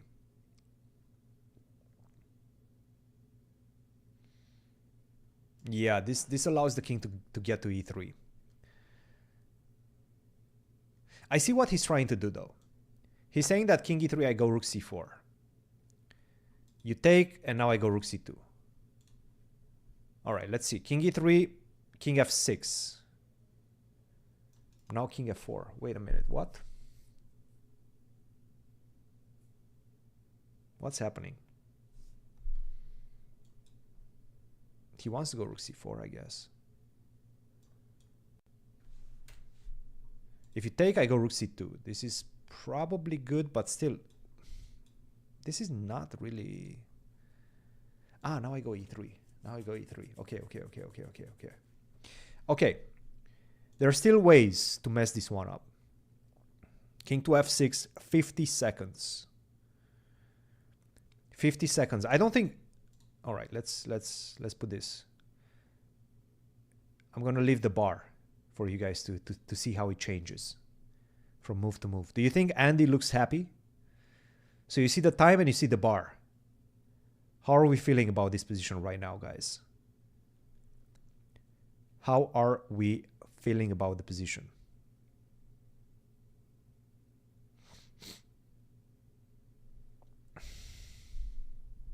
King F6. King to F4 was played. I can tell you that much. We're a few seconds behind, but I see this move King to F4 has already been played. With only 17 seconds on the clock. King F4 was played. And he's nervous, but I have to say he's keeping his nerves in check. He's not shaking, he's bouncing a little bit, but twisting that rook or whatever he's twisting in his hands. But he's keeping a good poker face. He is certainly keeping a good poker face. Rook to A5.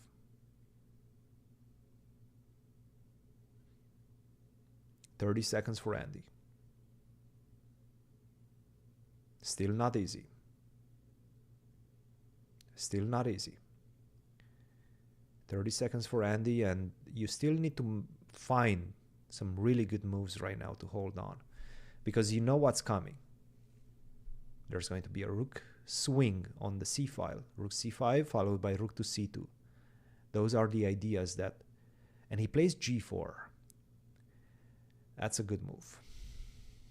That is, unfortunately, a very good move. I have to say, Andy right now is keeping...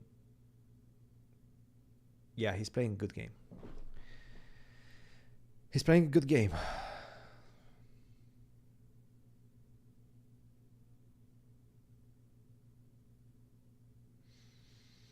And he's playing a good game.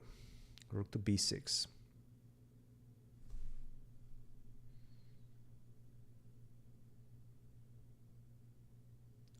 User is telling us a shocker is coming in 2 moves. Let's hope so. Let us hope so. Okay, just to give you a bit of an update on the actual position in the game. This is the position that we have. Andy has sacrificed another pawn, but right now the king is a bit more active. He's going to take on a g4 next, not on e4 most likely, because that would allow rook to h5, going for the h2 pawn. So you move the king somewhere. It doesn't really matter where. Let's say to g7, right? Now I'm going to take, and you don't have rook h5.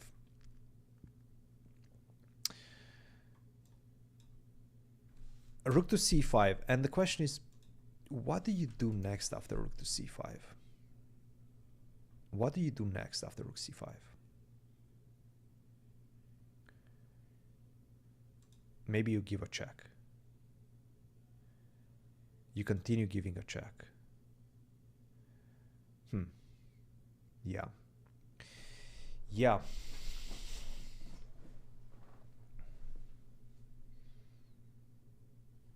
What? Yeah, the eval is fine. The eval is fine.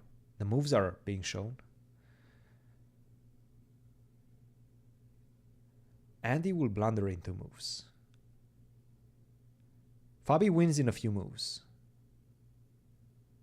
I'm seeing I'm seeing that there's a lot of time travelers. That's good. That is good. I'm getting a lot of time travelers. Right now, rook to c5, this is a big moment right now. Big moment. If you go king to f4 is bad. King to f4 is bad. Rook to c2 would be bad news for him. This is a big moment. Big moment right now. Rook to c5. He needs to be very precise. He needs to give a check on b7. Don't ask me why. I wouldn't be able to tell you precisely why. And it's not an easy move to make because you're allowing my king to go up the board with king to f6. It's a very, very, very dangerous moment right now for Andy. If he does not make the move rook to b7, he might be in trouble.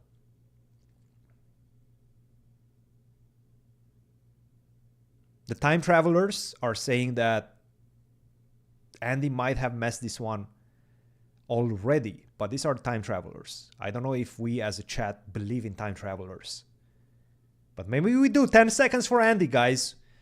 10 seconds for Andy. Is he going to find rook to b7?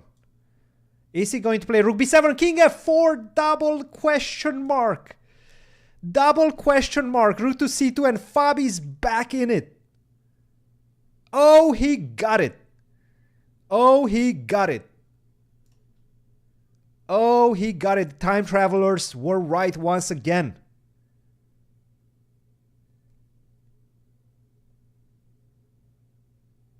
Oh my God. Oh my goodness. Oh my goodness. What just happened? Oh my goodness. 33 seconds, and right now the difference is that if you start giving me checks, I just simply go up. With the king on g4, I didn't have that option. If you go rook to b3, now I just simply pick up the pawn. You take on f3, and I give a check first. You move the king anywhere you want. I go a2, you go a3. I pick up the second pawn, and the game is over. The game is over with two pawns like this. The game is over. And if you take with the king, this is what he missed. I take on h2, and you cannot take on a3 because of rook h3.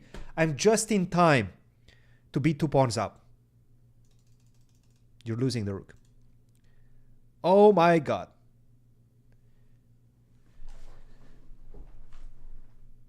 Whew.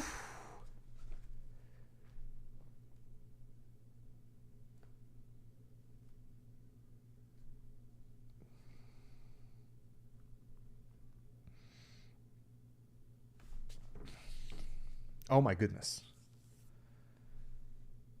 Oh my goodness. What a situation. What a situation.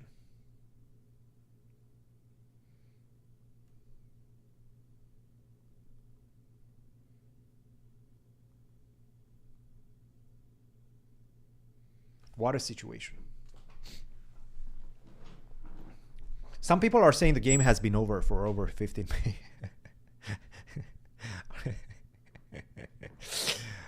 I hope not. Well, I hope yes, actually. Oh my goodness. Yeah, rook to e2, a2. I think this might just be this might just be done. Whew. What a game. What a game. What a game.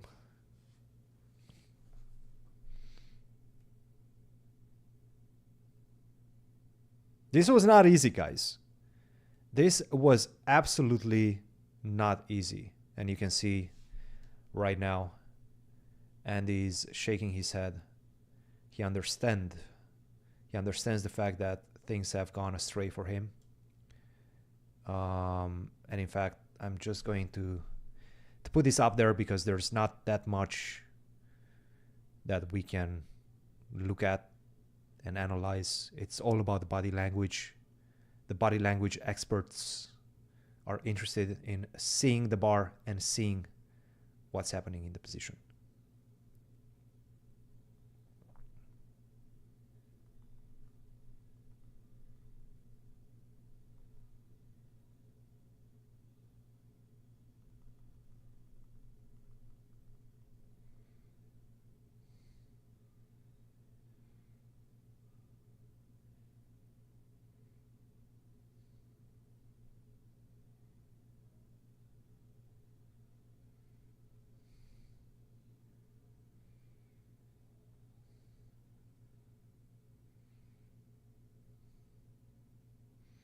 No, come on, don't say things like that.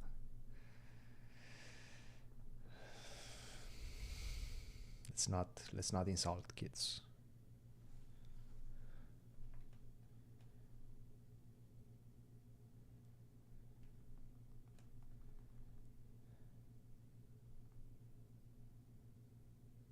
Yep, and that's it. The resignation is on. No, Andy is actually a very, very nice kid. He's super nice. He's not going to smash things or anything. Don't be silly. Don't be silly. And he's actually not looking at his opponents. If you see him staring, he's not looking at his opponents. He's looking a bit to the side.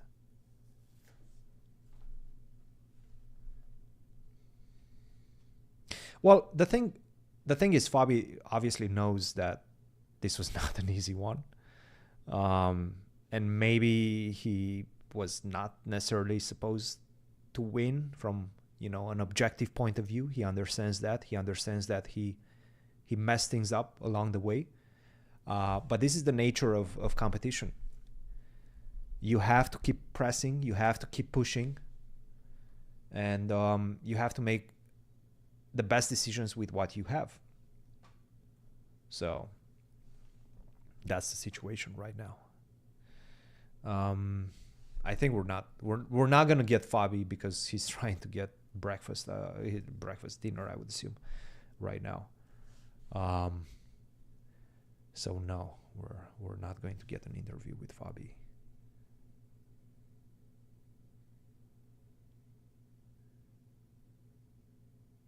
Yeah, no, I mean, look, Andy understands the fact that he put up an incredible fight.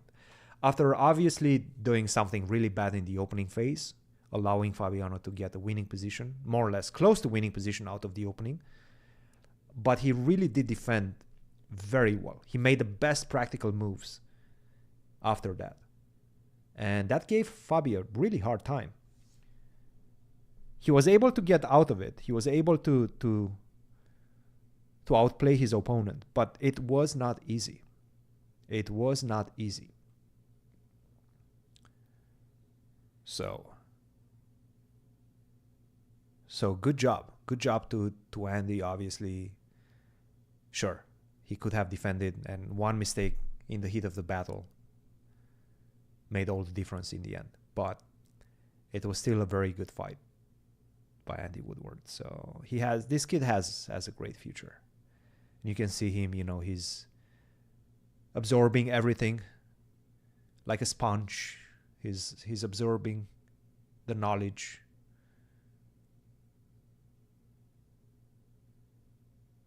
Obviously disappointed, but still chatting with Fabi.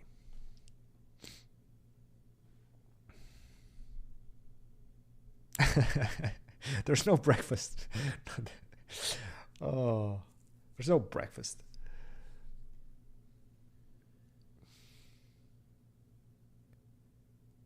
Will Fabi play 2 games tomorrow? Yes. The last 2 games. Tomorrow is the last day. Championship day tomorrow. See you, Jan. Thanks for coming along. The last day is tomorrow. The last 2 games. Rounds 8 and 9. Fabiano right now, just to recap everything, Fabi is down half a point behind Nico Teodoru, who is leading tournament on 6.5 out of 7. Just an incredible performance by Nico so far. Also has defeated Fabi. But Fabi is by no means out of this. This was a huge one. This victory with the black pieces was huge. Because right now Fabi knows, look, I have white the next game. I'm going to be playing against a very strong opponent, but with the white pieces, I can defeat anybody. With the black pieces, I can defeat anybody. But with the white pieces, I have a much better chance, obviously. All of these players are very happy when they're playing with the white pieces, I can tell you that much. And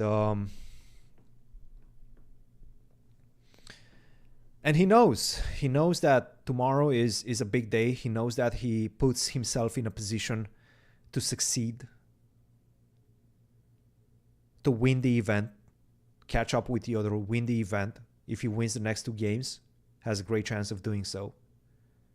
If he scores a point and a half out of the next 2 games, he's probably going to tie. I don't think Teodoro is going to score 8 out of 9.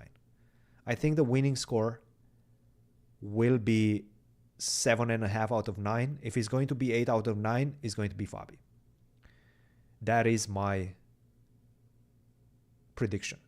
That is my official prediction. Thank you, Donair Delight. I am doing quite a lot of commentary nowadays, but usually for the Grand Chess Tour, usually for the St. Louis Chess Club. So I'm doing quite a lot, but I will try to do more lives, especially when we have this type of tournaments where we have access to the feed cameras. Shout out to the Charlotte Chess Club once again for providing the camera feeds for this tournament. They're putting a tremendous open tournament. They're able to attract the best players in the world and coming up with great opportunities for the youngsters as well. So shout out to them. They're doing a tremendous job.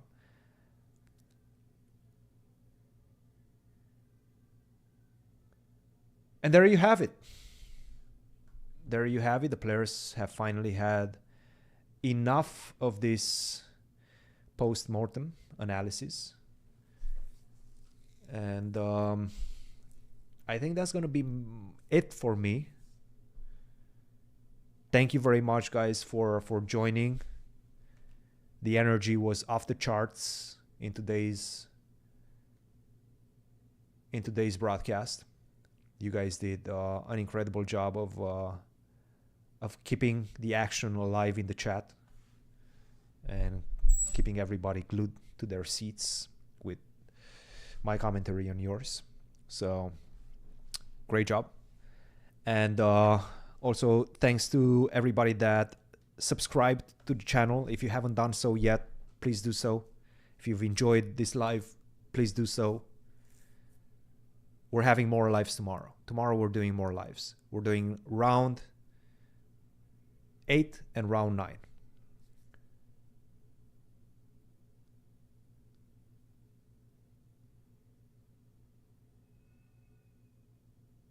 He needs to get, yes. He's playing this tournament and the next one, St. Louis Masters,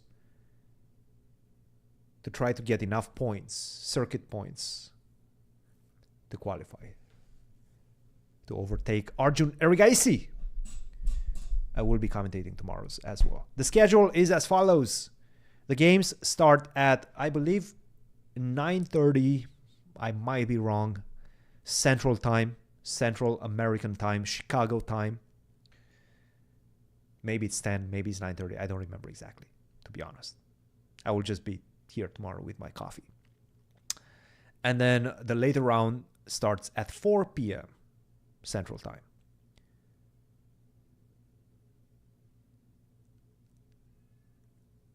We might have time travelers. We have all sorts of things around here.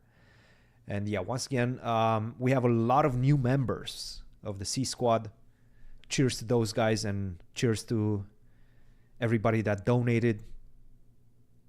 Scott, Adrian, I'm probably missing a few, but cheers to you guys. Anyway, see you guys tomorrow. I think that's it. Like, subscribe, help us get to 80K. Let's break some barriers in this tournament, and help Fabi, give him enough energy to rack up those points and qualify